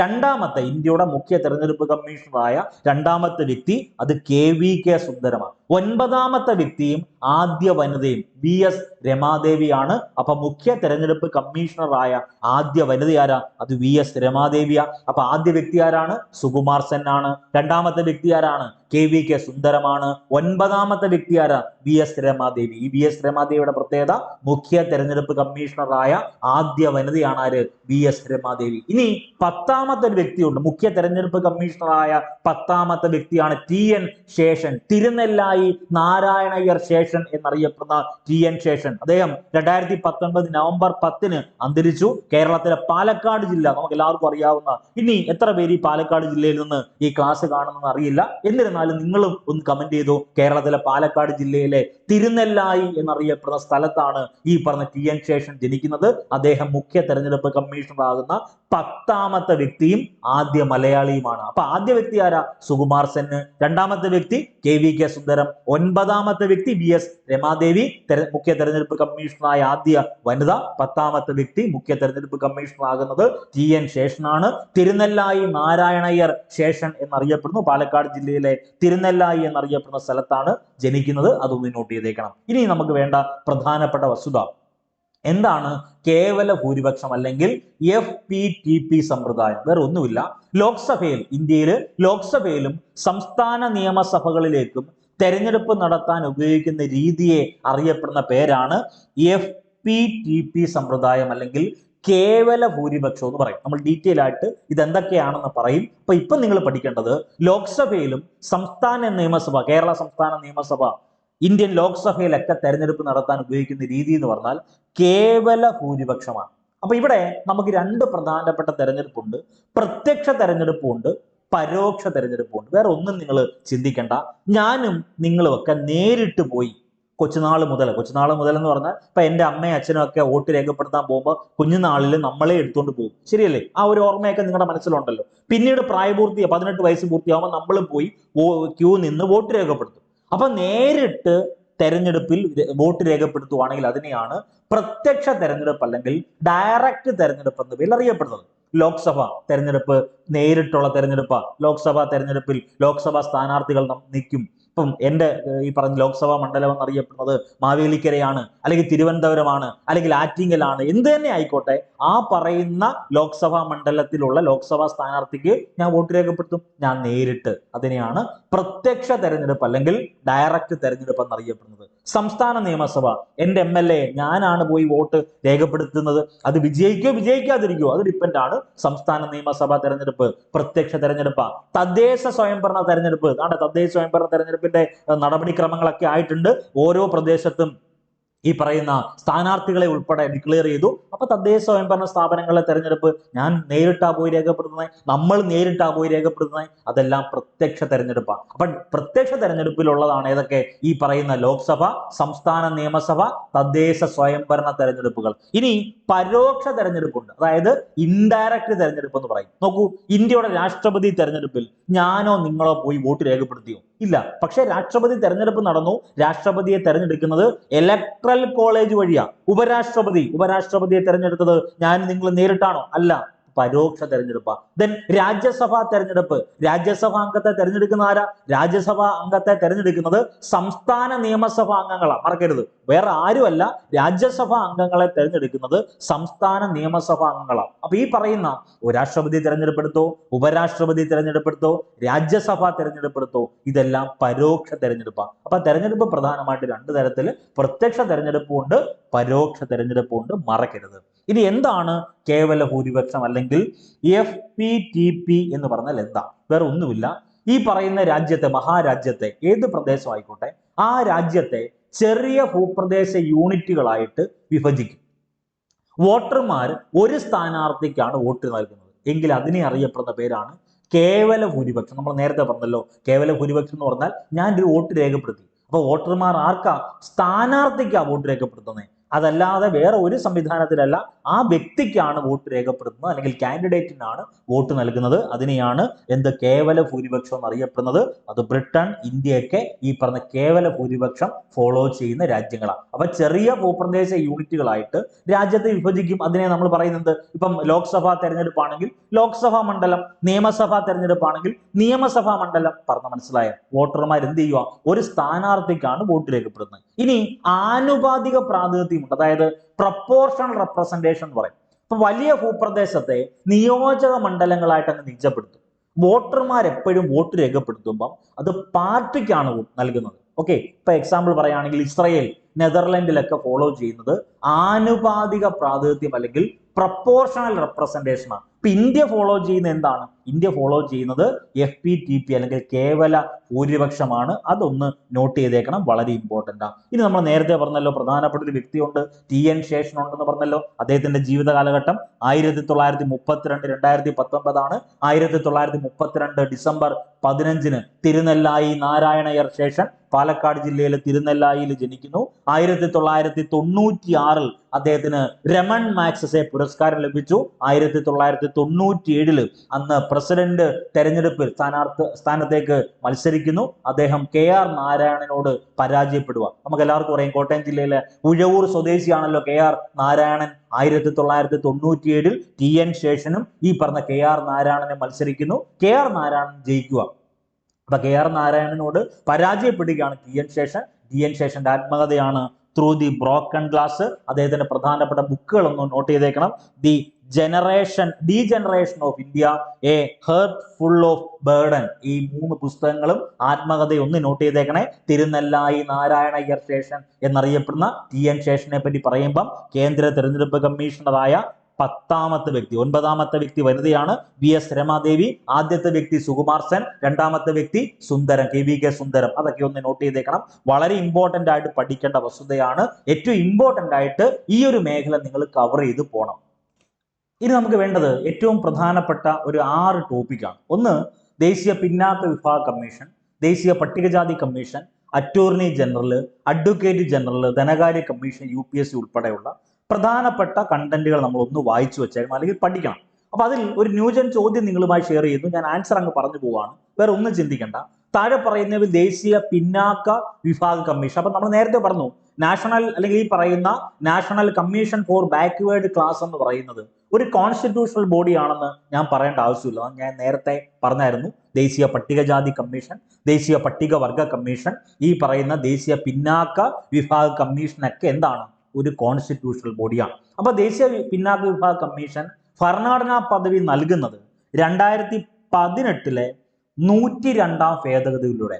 അപ്പൊ ദേശീയ പിന്നാക്ക വിഭാഗ കമ്മീഷന് ഭരണഘടനാ പദവി കിട്ടുന്നത് ഏത് ഭേദഗതിയിലൂടെയാണ്? 2018 102ാം ഭേദഗതിയിലൂടെയാണ്. അപ്പം ഈ പറഞ്ഞ national commission for backward classes form ചെയ്യുന്നത് 1993 ഓഗസ്റ്റ് 14. അപ്പൊ നിങ്ങൾ മനസ്സിലാക്കണം, 1993 ഓഗസ്റ്റ് 14 ഫോം ചെയ്ത നാഷണൽ കമ്മീഷൻ ഫോർ ബാക്ക്വേർഡ് ക്ലാസസിന്, ദേശീയ പിന്നാക്ക വിഭാഗ കമ്മീഷൻ എന്നറിയപ്പെടുന്ന ആ സ്ഥാപനത്തിന് ഭരണഘടനാ പദവി നൽകുന്നത് ഏറ്റവും ലേറ്റസ്റ്റ് ആയിട്ടാണ് 2018 102ാം ഭേദഗതിയിലൂടെയാണ്. ഇനി ഈ പറയുന്ന ദേശീയ പിന്നാക്ക വിഭാഗ കമ്മീഷൻ അല്ലെങ്കിൽ NCBC എന്നറിയപ്പെടുന്നത് ഒരു കോൺസ്റ്റിറ്റ്യൂഷണൽ ബോഡിയാണ്. അപ്പൊ ആൻസർ ആയിട്ട് വരേണ്ടത് എല്ലാ പ്രസ്താവനകളും ശരിയാണ്. അപ്പൊ നമ്മൾ വേണ്ട പ്രധാനപ്പെട്ട വസ്തുത, ഈ ദേശീയ പിന്നാക്ക വിഭാഗ കമ്മീഷൻ എന്ന് നിലവിൽ വന്ന് നമ്മൾ പറഞ്ഞു 1993 ഓഗസ്റ്റ് 14 ദേശീയ പിന്നാക്ക വിഭാഗ കമ്മീഷൻ ഫോം ചെയ്തത്.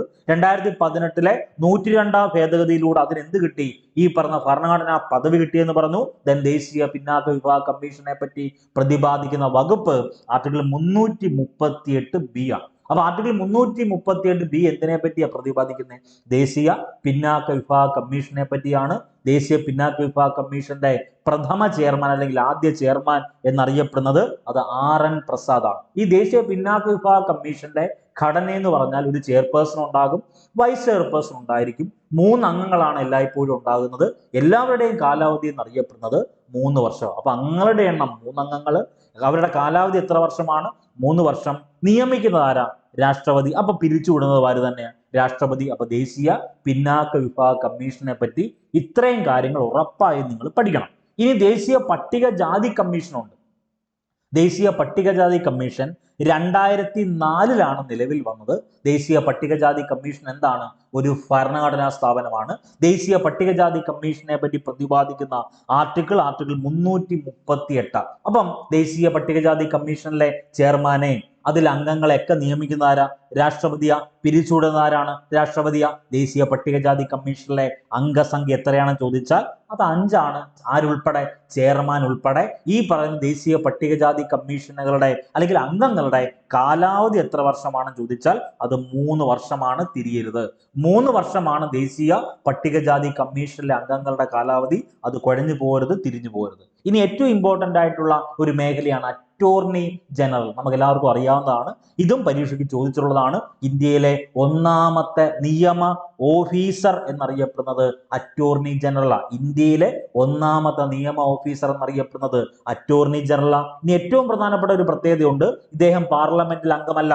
അറ്റോർണി ജനറൽ എന്നറിയപ്പെടുന്നത് പാർലമെന്റിൽ അംഗമല്ല, പക്ഷേ പാർലമെന്റിൽ പങ്കെടുക്കാൻ കഴിയും. അപ്പൊ പാർലമെന്റിൽ അംഗമല്ലാതെ പാർലമെന്റിലെ നടപടിക്രമത്തിൽ പങ്കെടുക്കാൻ കഴിയുന്ന വ്യക്തിത്വമാണ് അറ്റോർണി ജനറൽ. ഈ അറ്റോർണി ജനറലിനെ നിയമിക്കുന്നത് രാഷ്ട്രപതിയാണ്. പിരിച്ചുവിടുന്നത് ആരെന്ന് ചോദിച്ചാൽ അതും ആര് തന്നെ, രാഷ്ട്രപതി. അപ്പൊ ഇന്ത്യയിലെ ഒന്നാമത്തെ നിയമ officer, first legal officer in India എന്ന് ചോദിച്ചാൽ ഉത്തരമായിട്ട് നിങ്ങൾ എഴുതേണ്ടത് അറ്റോർണി ജനറൽ ആണ്. ആർട്ടിക്കിൾ 76 ഇമ്പോർട്ടന്റ് ആണ്. ആർട്ടിക്കിൾ 76 എന്ന് പറഞ്ഞാൽ ഇന്ത്യയിലെ അറ്റോർണി ജനറലിനെ കുറിച്ച് പ്രതിപാദിക്കുന്ന ആർട്ടിക്കിൾ എത്രയാണെന്ന് ചോദിച്ചാൽ ആർട്ടിക്കിൾ 76 ആണ്. അപ്പൊ ഇന്ത്യയിലെ ഒന്നാമത്തെ നിയമ ഓഫീസർ ആരെന്ന് ചോദിച്ചാൽ അത് അറ്റോർണി ജനറൽ ആണ്. പാർലമെന്റിന്റെ അംഗമല്ലെങ്കിൽ പോലും പാർലമെന്റിന്റെ നടപടിക്രമങ്ങളിൽ പങ്കെടുക്കാൻ കഴിയുന്നത് അറ്റോർണി ജനറൽ ആണ്. നിയമിക്കുന്നത് രാഷ്ട്രപതി, പിരിച്ചുവിടുന്നത് രാഷ്ട്രപതി, മറക്കരുത്. ഓക്കെ ആണല്ലോ. ഇനി നമുക്ക് വേണ്ട പ്രധാനപ്പെട്ട വസ്തുത, ഈ പറയുന്ന കേന്ദ്ര ഗവൺമെന്റിന്, സെൻട്രൽ ഗവൺമെന്റിന് നിയമ ഉപദേശം, ലീഗൽ അഡ്വൈസ് കൊടുക്കുന്ന ആരെന്ന് ചോദിച്ചാൽ അത് അറ്റോർണി ജനറൽ. അപ്പൊ ഇന്ത്യയിൽ ഒന്നാമത്തെ നിയമ ഉദ്യോഗസ്ഥൻ അറിയപ്പെടുന്ന നിയമ ഉദ്യോഗസ്ഥനായിരിക്കുമല്ലോ കേന്ദ്ര ഗവൺമെന്റിന് നിയമ ഉപദേശം നൽകുന്നത്. അപ്പൊ സംസ്ഥാന ഗവൺമെന്റ് ആവുമ്പോഴോ അത് അഡ്വക്കേറ്റ് ജനറൽ, ഇത് അറ്റോർണി ജനറൽ. ഈ അറ്റോർണി ജനറലിന് തുല്യമായി സംസ്ഥാനങ്ങളിലുള്ളതാണ് എന്ത്, അഡ്വക്കേറ്റ് ജനറൽ. അപ്പൊ ഇന്ത്യയിലെ ഏത് കോടതിയിലും, അത് സുപ്രീം കോടതി ആയിക്കോട്ടെ, ഹൈക്കോടതി ആയിക്കോട്ടെ, മറ്റു കോടതികളിൽ ഏത് കോടതി എടുത്താലും അവിടെ ഹാജരാകാൻ അവകാശമുള്ള ഉദ്യോഗസ്ഥൻ ആരെന്ന് ചോദിച്ചാൽ അതിന് ഉത്തരമായി നിങ്ങൾ എഴുതേണ്ടത് അറ്റോർണി ജനറൽ ആണ്. ഇന്ത്യയുടെ ആദ്യത്തെ, ഇന്ത്യയുടെ പ്രഥമ അറ്റോർണി ജനറൽ എന്നറിയപ്പെടുന്നത് അത് MC സെതൽവാദ. അപ്പൊ ഇന്ത്യയുടെ അറ്റോർണി ജനറൽ ആകുന്ന ആദ്യ മലയാളി ഉണ്ട് കേട്ടോ, അത് KK വേണുഗോപാലാണ്. ഇന്ത്യയുടെ പ്രഥമ അറ്റോർണി ജനറൽ ആരെന്ന് ചോദിച്ചാൽ അത് MC സെതൽവാദ ആണ്. ഇന്ത്യയുടെ അറ്റോർണി ജനറൽ ആകുന്ന ആദ്യത്തെ മലയാളി ആരെന്ന് ചോദിച്ചാൽ അത് KK വേണുഗോപാലാണ്. അതൊന്ന് നോട്ട് ചെയ്തേക്കണം. ഇനി ഉറപ്പായി നിങ്ങൾ പഠിക്കേണ്ട പ്രധാനപ്പെട്ട ഒരു ഏരിയ ആണ് ധനകാര്യ കമ്മീഷൻ. ഇന്ത്യയിൽ ധനകാര്യ കമ്മീഷൻ എന്നറിയപ്പെടുന്ന ഫിനാൻസ് കമ്മീഷനെ പറ്റി പ്രതിപാദിക്കുന്ന ഭരണഘടനാ വകുപ്പ് ആർട്ടിക്കിൾ 280. എന്താ ഈ ധനകാര്യ കമ്മീഷൻ ഞാൻ പറയാതെ തന്നെ നിങ്ങൾക്കറിയാവുന്നതാണ്. കേന്ദ്രവും സംസ്ഥാനങ്ങളും തമ്മിൽ നികുതി പങ്കിടും. ആ നികുതി പങ്കിടുന്നതിനെ കുറിച്ച് രാഷ്ട്രപതിക്ക് നിർദ്ദേശം സമർപ്പിക്കുന്നത് ധനകാര്യ കമ്മീഷനാണ്. കേന്ദ്ര ധനകാര്യ കമ്മീഷനെ നിയമിക്കുന്ന ആരെന്ന് ചോദിച്ചാൽ അത് രാഷ്ട്രപതിയാണ്. അപ്പൊ അതുകൊണ്ട് തന്നെ ഈ പറയുന്ന കേന്ദ്ര ധനകാര്യ കമ്മീഷൻ റിപ്പോർട്ട് ആർക്കായിരിക്കും കൊടുക്കേണ്ടത്, രാഷ്ട്രപതിക്കാണ് കൊടുക്കേണ്ടത്. ഈ പറയുന്ന കേന്ദ്ര ധനകാര്യ കമ്മീഷന്റെ അംഗസംഖ്യ 5 ആണ്. അതിന്റെ കാലാവധി എത്ര വർഷം തന്നെ, 5 വർഷം. അപ്പൊ കേന്ദ്ര പട്ടികജാതി പട്ടികവർഗ കമ്മീഷന്റെ കൂട്ടല്ല, ധനകാര്യ കമ്മീഷന്റെ കാലാവധിയിൽ ചെറിയ വ്യത്യാസമുണ്ട്. 5 വർഷമാണ് കാലാവധി. അംഗസംഖ്യ എത്ര പേരാണ്, 5 പേരാണ്. അപ്പൊ ധനകാര്യ കമ്മീഷനെ പറ്റി പ്രതിപാദിക്കുന്ന ആർട്ടിക്കിൾ ഒന്ന് പറഞ്ഞേ, ആർട്ടിക്കിൾ 280 ആണ് ധനകാര്യ കമ്മീഷനെ പറ്റി പ്രതിപാദിക്കുന്ന ആർട്ടിക്കിൾ. കേന്ദ്രവും സംസ്ഥാനങ്ങളും തമ്മിൽ നികുതി പങ്കിടുന്നതിനെ കുറിച്ച് രാഷ്ട്രപതിക്ക് നിർദ്ദേശം സമർപ്പിക്കുന്നത് ധനകാര്യ കമ്മീഷനാണ്. കേന്ദ്ര ധനകാര്യ കമ്മീഷനെ നിയമിക്കുന്നത് രാഷ്ട്രപതി, പിരിച്ചുവിടുന്നത് ആര് തന്നെ, രാഷ്ട്രപതി. കമ്മീഷൻ റിപ്പോർട്ട് നൽകേണ്ടത് ആർക്കാണ്, ദ്രൗപദി മുർമു. അതായത് നിലവിൽ ആരാണോ രാഷ്ട്രപതി അവർക്കായിരിക്കും. അതൊന്ന് നോട്ട് ചെയ്തേക്കണം, വളരെ ഇമ്പോർട്ടന്റ് ആണ്. ഇനി ഈ പറയുന്ന ധനകാര്യ കമ്മീഷൻ അംഗങ്ങളുടെ യോഗ്യതയുണ്ടല്ലോ, അവരുടെ തെരഞ്ഞെടുപ്പ് രീതിയെ പറ്റി ഒക്കെ നിശ്ചയിക്കുന്നത് എല്ലായ്പ്പോഴും പാർലമെന്റാണ്. കാരണം പാർലമെന്റ് ലെജിസ്ലേച്ചർ, എക്സിക്യൂട്ടീവ്, ജുഡീഷ്യറിയിൽ ലെജിസ്ലേച്ചർ നിയമം നിർമ്മിക്കുന്നതാണ് പാർലമെന്റ്. അപ്പൊ ധനകാര്യ കമ്മീഷന്റെ അംഗങ്ങളുടെ യോഗ്യത, അവരുടെ തെരഞ്ഞെടുപ്പ് രീതി എന്നിവയൊക്കെ നിശ്ചയിക്കുന്ന ആരാണ്, പാർലമെന്റ് ആണ്. അതൊന്ന് നോട്ട് ചെയ്തേക്കണം. ഇനി ഏറ്റവും പ്രധാനപ്പെട്ട വസ്തുത, ഒന്നാം ധനകാര്യ കമ്മീഷൻ നിലവിൽ വരുന്നത് 1951 ഒന്നാം ധനകാര്യ കമ്മീഷൻ. 1951 ഒത്തിരി പ്രത്യേകതയുണ്ട്. 1951 ആദ്യത്തെ ഭരണഘടനാ ഭേദഗതി വരുന്നത്. അതേ 1951 തന്നെ ഒന്നാം ധനകാര്യ കമ്മീഷൻ നിലവിൽ വരുന്നു. അപ്പൊ ധനകാര്യ കമ്മീഷൻ ആക്ട് നിലവിൽ വന്ന വർഷം എടുത്തു ചോദിച്ചാലും 1951. അപ്പൊ ധനകാര്യ കമ്മീഷൻ ആക്ടിന്റെ പശ്ചാത്തലത്തിൽ ഒന്നാം ധനകാര്യ കമ്മീഷൻ നിലവിൽ വരുന്നത് 1951. കേന്ദ്ര ധനകാര്യ കമ്മീഷനിൽ അംഗമായ ആദ്യ മലയാളി ആരെന്ന് ചോദിച്ചാൽ അംഗമ VP മേനോൻ എന്നറിയപ്പെടുന്ന വപ്പാല പങ്കുണ്ണി മേനോനാണ്. അതായത് 1951 നിലവിൽ വന്ന ഒന്നാം ധനകാര്യ കമ്മീഷനിലെ അംഗമായിരുന്നു ആര്, ഈ പറഞ്ഞ VP മേനോൻ. അപ്പൊ നമുക്ക് വേണ്ട പ്രധാനപ്പെട്ട ചോദ്യം ഉണ്ടല്ലോ, ഒന്നാം ധനകാര്യ കമ്മീഷന്റെ അധ്യക്ഷനാര. പ്രധാന ധനകാര്യ കമ്മീഷനെ പറ്റി പറയുമ്പം 1, 2 ഉറപ്പായും പഠിക്കണം. 15ഉം 16ഉം ഉറപ്പായിട്ട് പഠിക്കണം. ഒന്നാം ധനകാര്യ കമ്മീഷന്റെ അധ്യക്ഷൻ KC നിയോഗിയാണ് 1951 മുതൽ 56 വരെ, അതായത് 5 വർഷം അദ്ദേഹത്തിന്റെ കാലാവധി. ആദ്യത്തെ കേന്ദ്ര ധനകാര്യ കമ്മീഷൻ അധ്യക്ഷൻ ആരാണ്? KC നിയോഗി. രണ്ടാമത്തെ വ്യക്തി, രണ്ടാമത്തെ ധനകാര്യ കമ്മീഷൻ അധ്യക്ഷൻ അത് KK സന്താനമാണ്. ദെൻ 15ാമത്തെ കേന്ദ്ര ധനകാര്യ കമ്മീഷൻ അധ്യക്ഷനാണ് NK സിംഗ്. അദ്ദേഹം 2020 മുതൽ 25 വരെയാണ് അദ്ദേഹത്തിന്റെ കാലാവധി. ദെൻ 16ാം, അതായത് കേന്ദ്ര ധനകാര്യ കമ്മീഷനിലെ 16ാമത്തെ അധ്യക്ഷനാണ് ആര്? അരവിന്ദ് പനഗരിയ. അപ്പൊ തിരിയരുത്. ഒന്നാമത്തെ അധ്യക്ഷൻ ആരാണ്? KC നിയോഗി. രണ്ടാമത്തത് KK സന്താനം. 15ാമത് NK സിംഗ്. 16ാമത് ധനകാര്യ കമ്മീഷൻ അധ്യക്ഷൻ അരവിന്ദ് പനഗരിയ. ഒന്ന് നോട്ട് ചെയ്തേക്കണം. ഇനി മത്സര പരീക്ഷയിൽ ഉറപ്പായും ചോദ്യ സാധ്യതയുള്ള കുറച്ച് ഏരിയ പറഞ്ഞിരുന്നേ, പ്രധാനപ്പെട്ട ആർട്ടിക്കിളുകൾ. ആർട്ടിക്കിൾ 265 എന്തിനെ പറ്റി പ്രതിപാദിക്കുന്നത് എന്ന് ചോദിച്ചാൽ നികുതികളെ പറ്റിയാണ് പ്രതിപാദിക്കുന്നത്. നമുക്ക് എല്ലാവർക്കും അറിയാവുന്നതാണ്, ഗവൺമെന്റിന്റെ പ്രധാനപ്പെട്ട ഒരു വരുമാന മാർഗമാണല്ലോ നികുതി വരുമാനം. നികുതികളെ തന്നെ രണ്ടായിട്ട് തരംതിരിക്കാറുണ്ട്. പ്രത്യക്ഷ നികുതി എന്നും പരോക്ഷ നികുതി എന്നും തരംതിരിക്കാറുണ്ട്. അപ്പൊ നികുതികളെ പറ്റി പ്രതിപാദിക്കുന്ന ആർട്ടിക്കിൾ 265. അവിടെ ഒരു വാക്കുണ്ട്, നികുതിക്ക് മുകളിൽ ചുമത്തുന്ന അധിക നികുതി അറിയപ്പെടുന്ന പേരെന്തുവാ? അത് സർചാർജ് എന്നാണ്. സെസ്സൊക്കെ ഉണ്ട്, അത് വേറെ. നികുതിക്ക് മുകളിൽ അധിക നികുതി ചുമത്തുന്നതിനെ അറിയപ്പെടുന്ന പേര് സർചാർജ് എന്നാണ്. ഒരു പ്രത്യേക കാലയളവിൽ ഒരു പ്രത്യേക പർപ്പസിന് വേണ്ടി ചുമത്തുന്ന അധിക നികുതി അറിയപ്പെടുന്ന പേരാണ് സെസ്. വീണ്ടും ആവർത്തിക്കുന്നു. ഇപ്പം നോക്കൂ, പ്രളയം നടക്കുന്ന സമയത്ത്, ഇപ്പം കേരളത്തിൽ പ്രളയം നടന്ന സമയത്ത് കേരള ഗവൺമെന്റ് പ്രളയ സെസ് എന്ന് പറഞ്ഞൊരു സെസ് ഏർപ്പെടുത്തി. ഇപ്പോഴുണ്ടോ? ഇല്ല. അപ്പൊ ആ ഒരു കാലഘട്ടത്തിൽ മാത്രമാണ് നികുതിക്ക് മുകളിൽ വീണ്ടും എന്ത് ചെയ്യുന്നത്? നികുതി ഏർപ്പെടുത്തുന്നതെങ്കിൽ അതിനെയാണ് നമ്മൾ സെസ് എന്നറിയപ്പെടുന്നത്. അതല്ലാതെ ഒരു കാരണവും ഇല്ല, നോർമലായിട്ട് നികുതിക്ക് മുകളിൽ അധിക നികുതി ഏർപ്പെടുന്നതിനാണ് സർചാർജ് എന്നറിയപ്പെടുന്നത്. അപ്പൊ നികുതികളെ പറ്റി പ്രതിപാദിക്കുന്ന ആർട്ടിക്കിൾ 265 അടുത്തത് കൺസോളിഡേറ്റഡ് ഫണ്ട് ഓഫ് ഇന്ത്യയെ പറ്റി പ്രതിപാദിക്കുന്ന ആർട്ടിക്കിൾ 266 ക്ലോസ് 1. 269 ക്ലോസ് A പറയുന്നത് ഇന്റഗ്രേറ്റഡ് GST, അതായത് ഇന്റഗ്രേറ്റഡ് GST ഉണ്ട്. പ്രധാനപ്പെട്ട 4 GST-കളാണ് ഉള്ളത്. ഒന്ന് IGST, SGST, UGST, then CGST. ഏറ്റവും ഇമ്പോർട്ടൻ്റ് ആണ് ഇന്റഗ്രേറ്റഡ് GST എന്ന് പറഞ്ഞാൽ. ഏറ്റവും ലോജിക്കായിട്ടുള്ള വസ്തുതയാണ് ഇന്റഗ്രേറ്റഡ് GST. അതായത് സംസ്ഥാന ഗവൺമെന്റിനും കേന്ദ്ര ഗവൺമെന്റിനും തുല്യമായിട്ടുള്ള ഒരു അധികാരമാണ്. അപ്പൊ ഇന്റഗ്രേറ്റഡ് GST വാങ്ങാനുള്ള അധികാരം ആർക്കാണ്? കേന്ദ്ര ഗവൺമെന്റിനാണ് അത് കളക്ട് ചെയ്യാനുള്ള അധികാരം. അതിന്റെ വിഹിതം ആർക്ക് കൊടുക്കണം? സംസ്ഥാനത്തിന് കൊടുക്കണം. അപ്പൊ വാങ്ങാനുള്ള അധികാരം കേന്ദ്ര ഗവൺമെന്റിനാണ് എന്ന് പറയുന്ന ആർട്ടിക്കിളാണ് ആർട്ടിക്കിൾ 259 ക്ലോസ് A. ദെൻ അപ്പൊ IGST എന്താണെന്ന് കിട്ടി. ഇനി SGST എന്ന് പറഞ്ഞാൽ സ്റ്റേറ്റ് GST എന്നാണ്. അപ്പൊ അത് പിരിച്ചെടുക്കാനുള്ള അധികാരം ആർക്ക് തന്നെയാണ്? സംസ്ഥാന ഗവൺമെന്റാ. UGST ഉണ്ടെന്ന് വെച്ചാൽ യൂണിയൻ ഗവൺമെന്റ് അല്ല, മറിച്ച് യൂണിയൻ ടെറിട്ടറി, UTGST എന്ന് പറയും. യൂണിയൻ ടെറിട്ടറിയിൽ കളക്ട് ചെയ്യുന്ന GST ആണ് നമ്മൾ UTGST എന്നറിയപ്പെടുന്നത്. CGST ഉണ്ട്, സെൻട്രൽ GST, അതായത് കേന്ദ്ര ഗവൺമെന്റ് പിരിച്ചെടുക്കുന്ന GST. അങ്ങനെ 4 ടൈപ്പ് GST ആണ് പഠിക്കാനുള്ളത്. GST എന്നറിയപ്പെടുന്ന മേഖല ഉറപ്പായിട്ടും വരും, കാരണം സ്കൂൾ ടെക്സ്റ്റിൽ ബോക്സിൽ കൊടുത്തേപ്പുണ്ട്. ഇതൊക്കെ നമ്മൾ നേരത്തെ എടുത്ത ക്ലാസ് കണ്ടന്റ് ആണ്. ആർട്ടിക്കിൾ 269 ക്ലോസ് A പറ്റി ഒന്ന് നോട്ട് ചെയ്തേക്കണം.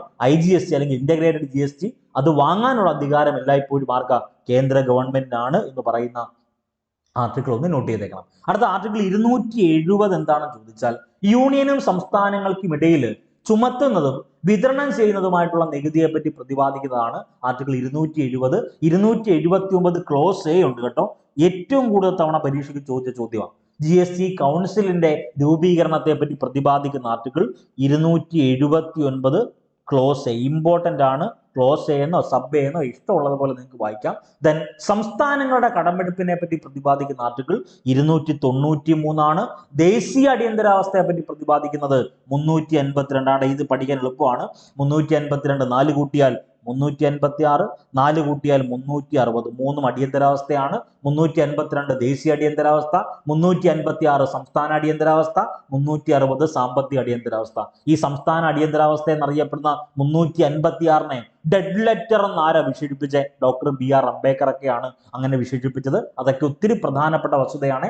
ആർട്ടിക്കിൾ 352 ദേശീയ അടിയന്തരാവസ്ഥ, 356 സംസ്ഥാന അടിയന്തരാവസ്ഥ, 360 സാമ്പത്തിക അടിയന്തരാവസ്ഥ. ഇന്ത്യ എന്ന മഹാരാജ്യത്ത് ഇതുവരെ പ്രഖ്യാപിക്കാത്ത ഏക അടിയന്തരാവസ്ഥ എന്ന് പറഞ്ഞാൽ അത് സാമ്പത്തിക അടിയന്തരാവസ്ഥയാണ്. അതൊന്ന് നോട്ട് ചെയ്തേക്കണം. ഇനി ഉറപ്പായും മത്സര പരീക്ഷയിൽ ചോദ്യമായി വന്നിട്ടുള്ള ഒരു മേഖലയാണ് UPSC എന്നറിയപ്പെടുന്ന യൂണിയൻ പബ്ലിക് സർവീസ് കമ്മീഷൻ. വേറെ ഒന്നുമില്ല, ലീ കമ്മീഷൻ ഒന്ന് നോട്ട് ചെയ്തേക്കണേ. ലീ കമ്മീഷന്റെ ശുപാർശ പ്രകാരമാണ് ഈ പറഞ്ഞ UPSC ഫോം ചെയ്യുന്നത്.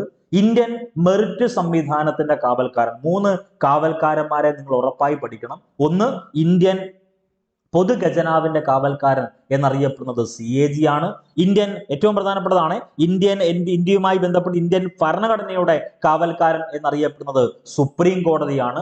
ഇന്ത്യൻ മെറിറ്റ് സംവിധാനത്തിന്റെ കാവൽക്കാരൻ എന്നറിയപ്പെടുന്നത് യൂണിയൻ പബ്ലിക് സർവീസ് കമ്മീഷൻ എന്നറിയപ്പെടുന്ന UPSC ആണ്. ഈ UPSCയെ പറ്റി പ്രതിപാദിക്കുന്ന ആർട്ടിക്കിൾ 315 മുതൽ 323 വരെയാണ്. അതൊന്ന് നോട്ട് ചെയ്തേക്കുക. അടുത്ത ഏറ്റവും പ്രധാനപ്പെട്ട വസ്തുത, UPSCയിലെ ചെയർമാൻ ഉൾപ്പെടെ ഏതൊരംഗത്തെയും സസ്പെൻഡ് ചെയ്യാനുള്ള അധികാരം എല്ലായ്പ്പോഴും ആർക്കുണ്ട്?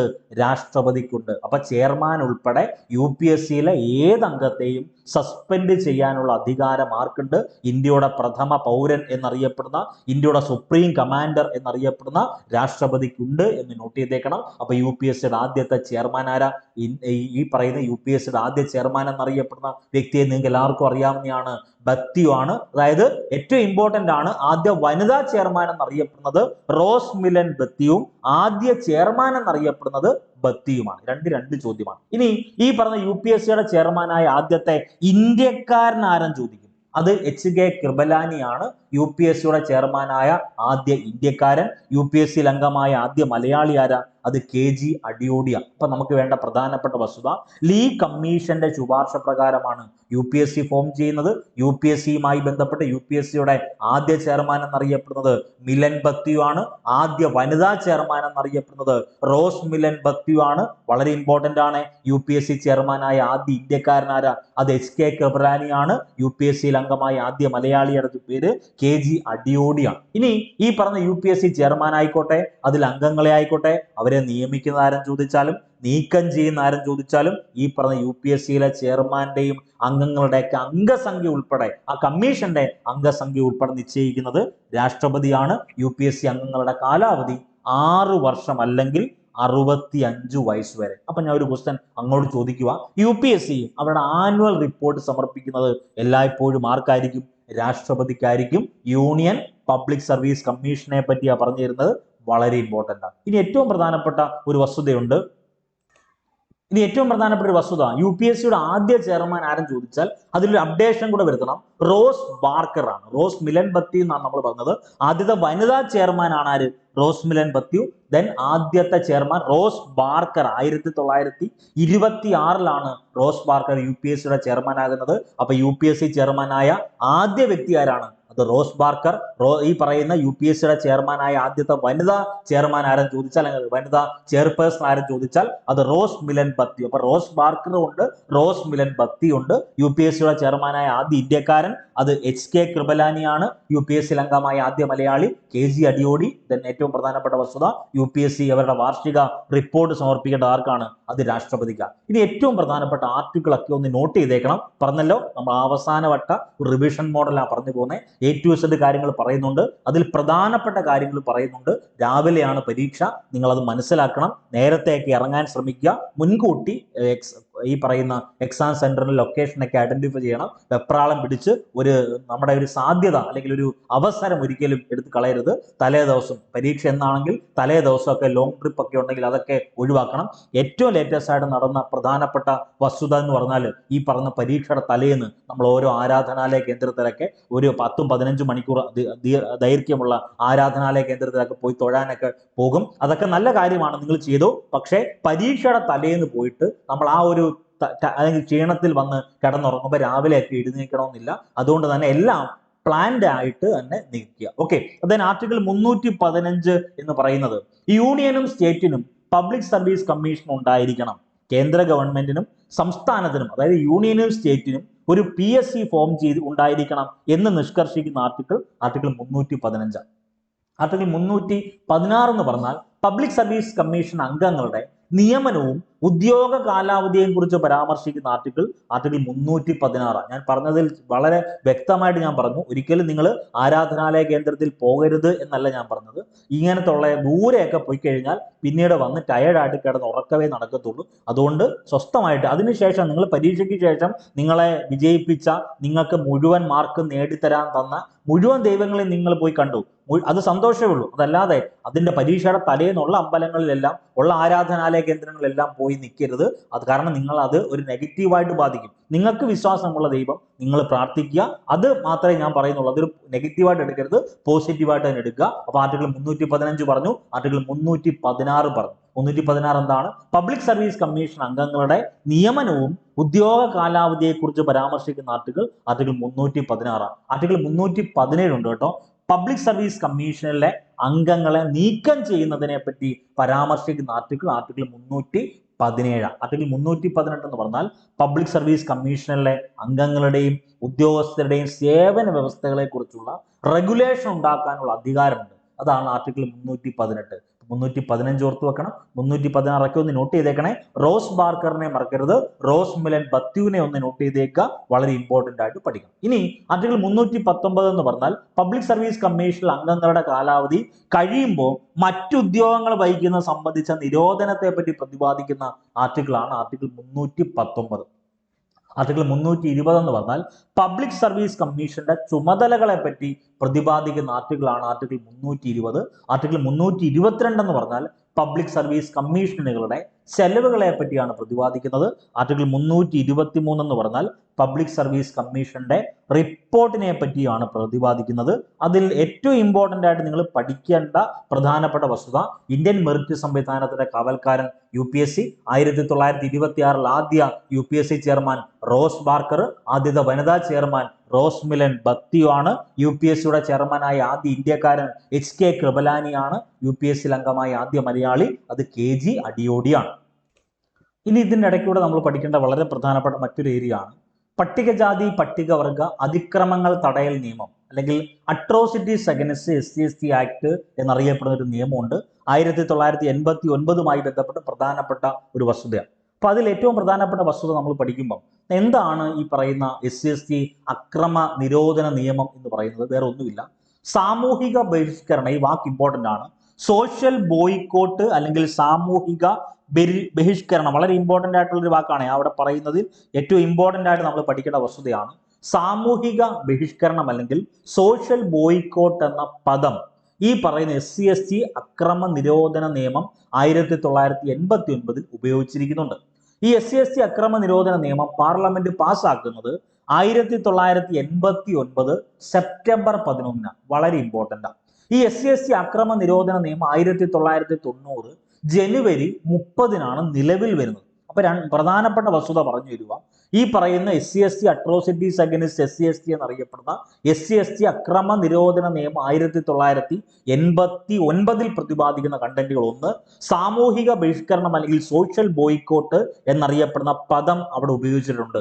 SC/ST അക്രമ നിരോധന നിയമം 1989 സെപ്റ്റംബർ 11 പാർലമെന്റ് പാസ്സാക്കുന്നത്. SC/ST അക്രമ നിരോധന നിയമം നിലവിൽ വരുന്നത് 1990 ജനുവരി 30 നിലവിൽ വരുന്നത്. ഈ നിയമത്തിന് അംഗീകാരം നൽകിയ ഇന്ത്യൻ രാഷ്ട്രപതി ആരെന്ന് ചോദിച്ചാൽ R വെങ്കിട്ടരാമനാണ്. അതുകൂടി ഒന്ന് നോട്ട് ചെയ്തേക്കണം. അപ്പൊ സാമൂഹിക ബഹിഷ്കരണം എന്ന പദം ഏത് നിയമത്തിൽ പ്രതിപാദിക്കുന്നു? SC/ST അക്രമ നിരോധന നിയമത്തിൽ പ്രതിപാദിക്കുന്നു.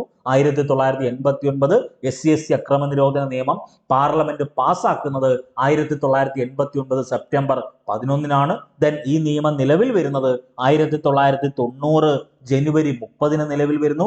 ഈ നിയമത്തിന് അംഗീകാരം നൽകിയ ഇന്ത്യൻ രാഷ്ട്രപതി ആരെന്ന് ചോദിച്ചാൽ R വെങ്കിട്ടരാമനാണ്. ഇനി ഏറ്റവും പ്രധാനപ്പെട്ട വസ്തുത, ഈ SC/ST അട്രോസിറ്റീസ് ആക്ട് അല്ലെങ്കിൽ ഈ പറയുന്ന SC/ST അക്രമ നിരോധന നിയമം 2 തവണ ഭേദഗതി ചെയ്തിട്ടുണ്ട്, 2015 2018. ഈ പറയുന്ന ഈ നിയമം പാസ്സാക്കുന്ന സമയത്ത് ഇന്ത്യയുടെ പ്രധാനമന്ത്രി ആരെന്ന് ചോദിച്ചാൽ അത് രാജീവ് ഗാന്ധിയാണ്. നിയമം നിലവിൽ വന്ന സമയത്ത് പ്രധാനമന്ത്രി ആരെന്ന് ചോദിച്ചാൽ അത് VP സിംഗ്. രണ്ട് ചോദ്യം. ഈ പറയുന്ന നിയമം പാസ്സാക്കുന്ന സമയത്ത് എന്നാ നിയമം പാസ്സാക്കിയത്? 1989 നിയമം പാർലമെന്റ് പാസ്സാക്കുന്നത്. അപ്പൊ നിയമം പാസ്സാക്കുന്ന സമയത്ത് പ്രധാനമന്ത്രി രാജീവ് ഗാന്ധിയും നിയമം നിലവിൽ വന്ന സമയത്ത് പ്രധാനമന്ത്രി VP സിംഗുമാണ്. ദെൻ സോഷ്യൽ ബോയ്ക്കോട്ട്, നമ്മൾ നേരത്തെ പറഞ്ഞു സോഷ്യൽ ബോയ്ക്കോട്ട് എന്ന് പറഞ്ഞാൽ സാമൂഹിക ബഹിഷ്കരണം എന്ന പദം ഉപയോഗിച്ചിരിക്കുന്നത് ഏത് നിയമത്തിലാണ് ചോദിച്ചാൽ ഈ പറയുന്ന SC/ST അട്രോസിറ്റീസ് ആക്ടിലാണ്. അതുകൂടി ഒന്ന് നോട്ട് ചെയ്തേക്കണം. ഇനി ഏറ്റവും പ്രധാനപ്പെട്ട വസ്തുത നിങ്ങൾ അതൊന്ന് വായിച്ച് പോയാൽ മതി. സാമൂഹിക ബഹിഷ്കരണം എന്ന് പറയുന്ന വാക്കുകൊണ്ട് അല്ലെങ്കിൽ ആ പറയുന്ന ആശയം കൊണ്ട് എന്താണ് ഉദ്ദേശിക്കുന്നത്? ഒന്ന്, ഒരാളെ മറ്റുള്ളവരിൽ നിന്ന് ഒറ്റപ്പെടുത്തുക. അത് പ്രധാനപ്പെട്ട ആശയമാണ്. സാമൂഹിക ബഹിഷ്കരണം കൊണ്ട് ഉദ്ദേശിക്കുന്നത് ഒരാളെ മറ്റുള്ളവരിൽ നിന്ന് ഒറ്റപ്പെടുത്തുക. ദെൻ ഒരാളെ മറ്റൊരാളുമായിട്ട് നിലനിർത്തുന്ന സാമൂഹിക ബന്ധങ്ങളിൽ നിന്ന് വിട്ടുനിൽക്കാൻ നിർബന്ധിക്കുക. ദെൻ ഒരു വ്യക്തിയിൽ നിന്ന് ഏതെങ്കിലും ആചാരപരമായിട്ടുള്ള സേവനം സ്വീകരിക്കുന്നതിനെ തടയുക എന്നിവയാണ് സാമൂഹിക ബഹിഷ്കരണം എന്നതുകൊണ്ട് ഉദ്ദേശിക്കുന്നത്. അതിൽ ഏറ്റവും പ്രധാനപ്പെട്ട വസ്തുത ഈ നിയമത്തിൽ സാമ്പത്തിക ബഹിഷ്കരണമുണ്ട്. അത് ഉദ്ദേശിക്കുന്നത് പറഞ്ഞാൽ മറ്റൊരാളുമായിട്ട് ഇടപെടാനോ ജോലി ചെയ്യാനോ ബിസിനസ് ചെയ്യാനോ വിസമ്മതിക്കുക എന്നറിയപ്പെടുന്ന വാക്കുണ്ട്. ദെൻ സേവനങ്ങളും നൽകുന്നതിനുള്ള കരാർ അവസരങ്ങളോ നിഷേധിക്കുക, സാധാരണ ബിസിനസ്സിൽ ചെയ്യുന്ന നിബന്ധനകൾ ചെയ്യാൻ വിസമ്മതിക്കുക തുടങ്ങിയുള്ള കാര്യങ്ങളൊന്നും നിങ്ങൾ അതൊന്നും വായിക്കണമെന്നില്ല. നമുക്ക് വേണ്ട പ്രധാനപ്പെട്ട വസ്തുത ഈ നിയമപ്രകാരം ഉള്ള കേസുണ്ട്. ഈ നിയമപ്രകാരമുള്ള കേസുകൾ അന്വേഷിക്കേണ്ടത് എല്ലായ്പ്പോഴും DYSP റാങ്ക് മുതലുള്ള പോലീസ് ഉദ്യോഗസ്ഥനാണ്. അപ്പം ഈ പറയുന്ന SC/ST അക്രമ നിരോധന നിയമപ്രകാരമുള്ള കേസുകൾ അന്വേഷിക്കേണ്ടത് എല്ലായ്പ്പോഴും ആരാണ്? DYSP rank. SI അന്വേഷിക്കണമെന്നില്ല. DYSP rank മുതലുള്ള DYSP റാങ്കിൽ മുകളിൽ ഏത് റാങ്ക് ഉള്ള ആൾക്കും എന്ത് ചെയ്യാം? ഈ പറയുന്ന ഇപ്രകാരമുള്ള കേസുകൾ അന്വേഷിക്കാം. കുറഞ്ഞ ശിക്ഷ 6 മാസം തടവ് കിട്ടും. കൂടിയ ശിക്ഷ എന്ന് പറഞ്ഞാൽ ജീവപര്യന്തം തടവാണ്. ഓക്കെ. ദെൻ കേസുകൾ തീർപ്പാക്കാനുള്ള സമയപരിധി 30 ദിവസമാണ്. അതുകൊണ്ടാണ് എന്തെങ്കിലുമൊക്കെ പ്രശ്നങ്ങൾ ഉണ്ടാകുന്ന സമയത്ത് ഈ പറയുന്ന SC/ST അട്രോസിറ്റീസ് ആക്ട് അനുസരിച്ച് കേസാക്കി കഴിഞ്ഞാൽ 30 ദിവസത്തിനുള്ളിൽ അത് തീർപ്പാക്കണം. ഏറ്റവും കുറഞ്ഞ ശിക്ഷ 6 മാസം തടവ് കിട്ടും. കൂടിയ ശിക്ഷ എന്ന് പറഞ്ഞാൽ ജീവപര്യന്ത തടവുമായിരിക്കും. ഇനി ഏറ്റവും പ്രധാനപ്പെട്ട വസ്തുത, ഈ കേസുകളിലെ ഇരകളുടെ പുനരധിവാസവും ധനസഹായവും എല്ലായ്പ്പോഴും അനുവദിക്കേണ്ടത് ആരെന്ന് ചോദിച്ചാൽ അത് ജില്ലാ കളക്ടറാണ്. അത് വളരെ ഇമ്പോർട്ടന്റ് ആണ്. ദെൻ SC/ST നിയമപ്രകാരം കുറ്റാരോപിതരാകുന്നവർക്ക് മുൻകൂർ ജാമ്യം നിഷേധിച്ചുകൊണ്ട് ഒരു നിയമ ഭേദഗതി പാസ്സാക്കിയത് 2018 ദെൻ ഈ പറഞ്ഞ 2018 ഈ വിധിക്ക് ആധാരമായ കേസ് എന്ന് പറഞ്ഞാൽ doctor Subhash Kashinath Mahajan versus state of Maharashtra കേസാണ് 2018. ഈ നിയമത്തിലെ പ്രധാനപ്പെട്ട അധ്യായങ്ങൾ 6 അധ്യായങ്ങളാണ് ഉള്ളത്. 23 വകുപ്പുകളുണ്ട്. അത്രയും ഡെപ്തിലൊന്നും നിങ്ങൾ പഠിക്കണമെന്നില്ല. പക്ഷെ DYSP റാങ്കിൽ കുറയാതെ ഉള്ള പോലീസ് ഉദ്യോഗസ്ഥന്റെ അന്വേഷണം ഒന്ന് നോട്ട് ചെയ്തേക്കുക. 6 മാസം മിനിമം തടവ്, ദെൻ ലാസ്റ്റ് ആവുമ്പോൾ നമ്മൾ പറയും ജീവപര്യന്തം. അതൊക്കെ ഒന്ന് നോട്ട് ചെയ്തേക്കണം. വളരെ ഇമ്പോർട്ടൻ്റ് ആണ്. ഇതിൽ പ്രധാനപ്പെട്ട വകുപ്പുകളിൽ ഇമ്പോർട്ടൻ്റ് ആയിട്ട് പരീക്ഷയ്ക്ക് ചോദിച്ച ചോദ്യം ഇതാണ്.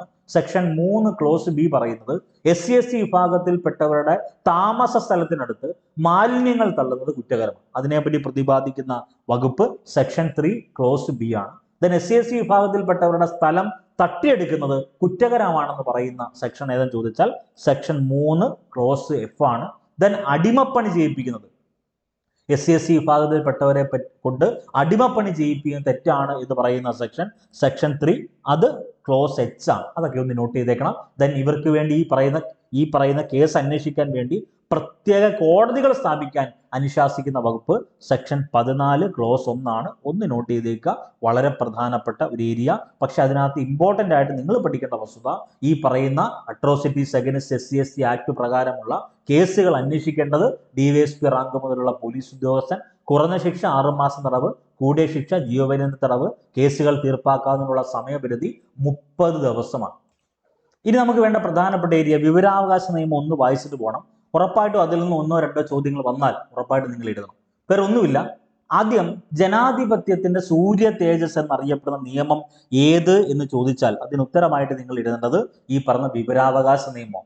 ഇന്ത്യൻ ജനാധിപത്യത്തിന്റെ സൂര്യ തേജസ് എന്നറിയപ്പെടുന്ന നിയമം വിവരാവകാശ നിയമമാണ്. ഈ വിവരാവകാശ നിയമത്തിൽ ഒപ്പുവെച്ച് ഇന്ത്യയുടെ രാഷ്ട്രപതി APJ അബ്ദുൽ കലാമാണ്. ഇന്ത്യയുടെ 11ാമത്തെ രാഷ്ട്രപതി APJ അബ്ദുൽ കലാമാണ്. ജനങ്ങളുടെ രാഷ്ട്രപതി എന്നറിയപ്പെടുന്നത് APJ അബ്ദുൽ കലാമാണ്. ഈ പറയുന്ന കേരളത്തിന്റെ വികസനത്തിന് വേണ്ടി 10 പരിപാടി കൊണ്ടുവന്നത് APJ അബ്ദുൽ കലാമാണ്. APJ അബ്ദുൽ കലാമുമായി ബന്ധപ്പെട്ട് ഒത്തിരി ചോദ്യങ്ങളുണ്ട്. നമുക്ക് എല്ലാവർക്കും അറിയാവുന്നതാണ്. ഇന്ത്യയുടെ മിസൈൽ മാൻ എന്നറിയപ്പെടുന്നത് APJ അബ്ദുൽ കലാമാണ്. APJ അബ്ദുൽ കലാമിന്റെ സ്മരണാർത്ഥം ഒഡീഷയിലെ വീലർ ദ്വീപിന് APJ അബ്ദുൽ കലാം ദ്വീപ് എന്ന് പേര് നൽകിയിട്ടുണ്ട്. അതൊക്കെ നിങ്ങളുടെ വായനയിൽ ഉൾപ്പെടുത്തി പോകണം. അപ്പൊ വിവരാവകാശ നിയമത്തിൽ ഒപ്പുവെച്ച ഇന്ത്യൻ ജനാധിപത്യത്തിന്റെ സൂര്യ തേജസ് എന്നറിയപ്പെടുന്ന വിവരാവകാശ നിയമത്തിൽ ഒപ്പുവെച്ച ഇന്ത്യൻ രാഷ്ട്രപതി APJ അബ്ദുൽ കലാമാണ്. വിവരാവകാശ നിയമം ഇന്ത്യൻ പാർലമെന്റ് പാസ്സാക്കുന്നത് 2005. IPA പറയുന്ന 3 സ്റ്റേറ്റ്മെന്റും ശരിയാണ്. ഇതിനടുത്ത ഏറ്റവും പ്രധാനപ്പെട്ട സ്റ്റേറ്റ്മെന്റ്, തെറ്റായ സ്റ്റേറ്റ്മെന്റ്, ഈ പറയുന്ന വിവരാവകാശ നിയമത്തിന്റെ പിന്നിൽ ഒരു സംഘടന പ്രവർത്തിക്കുന്നുണ്ട്, മസ്തൂർ കിസാൻ ശക്തി സംഗതൻ. ഈ സംഘടന സ്ഥാപിക്കുന്നത് വന്ദന ശിവി അല്ല. ഈ സംഘടന സ്ഥാപിക്കുന്നത് 3 പ്രധാനപ്പെട്ട വ്യക്തികളാണ്. ഒന്ന് അരുണ റോയ് ഉണ്ട്, നിഖിൽ ദേ എന്നറിയപ്പെടുന്ന വ്യക്തിയുണ്ട്, ശങ്കർ സിംഗ്. ഈ 3 വ്യക്തികളാണ് മസ്തൂർ കിസാൻ ശക്തി സംഗതൻ എന്നറിയപ്പെടുന്ന MKSS എന്നറിയപ്പെടുന്ന സംഘടന സ്ഥാപിക്കാൻ നേതൃത്വം നൽകിയവര്. ഈ പറയുന്ന മസ്തൂർ കിസാൻ ശക്തി സംഘത്തിന്റെ പ്രവർത്തന മേഖല എന്നറിയപ്പെടുന്നത് ഇന്ത്യയിലെ ഏറ്റവും വലിയ സംസ്ഥാനമായ രാജസ്ഥാനാണ്.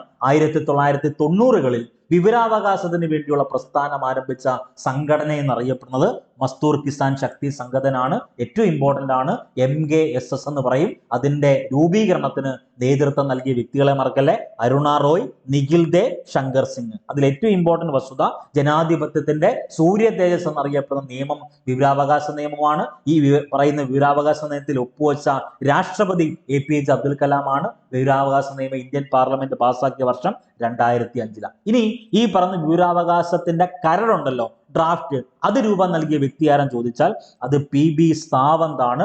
വിവരാവകാശ നിയമം 2005 നിലവിൽ വന്ന സമയത്ത് ഒരു നിയമം റദ്ദാക്കി. അത് 2002 ഫ്രീഡം ഓഫ് ഇൻഫർമേഷൻ ആക്ട്.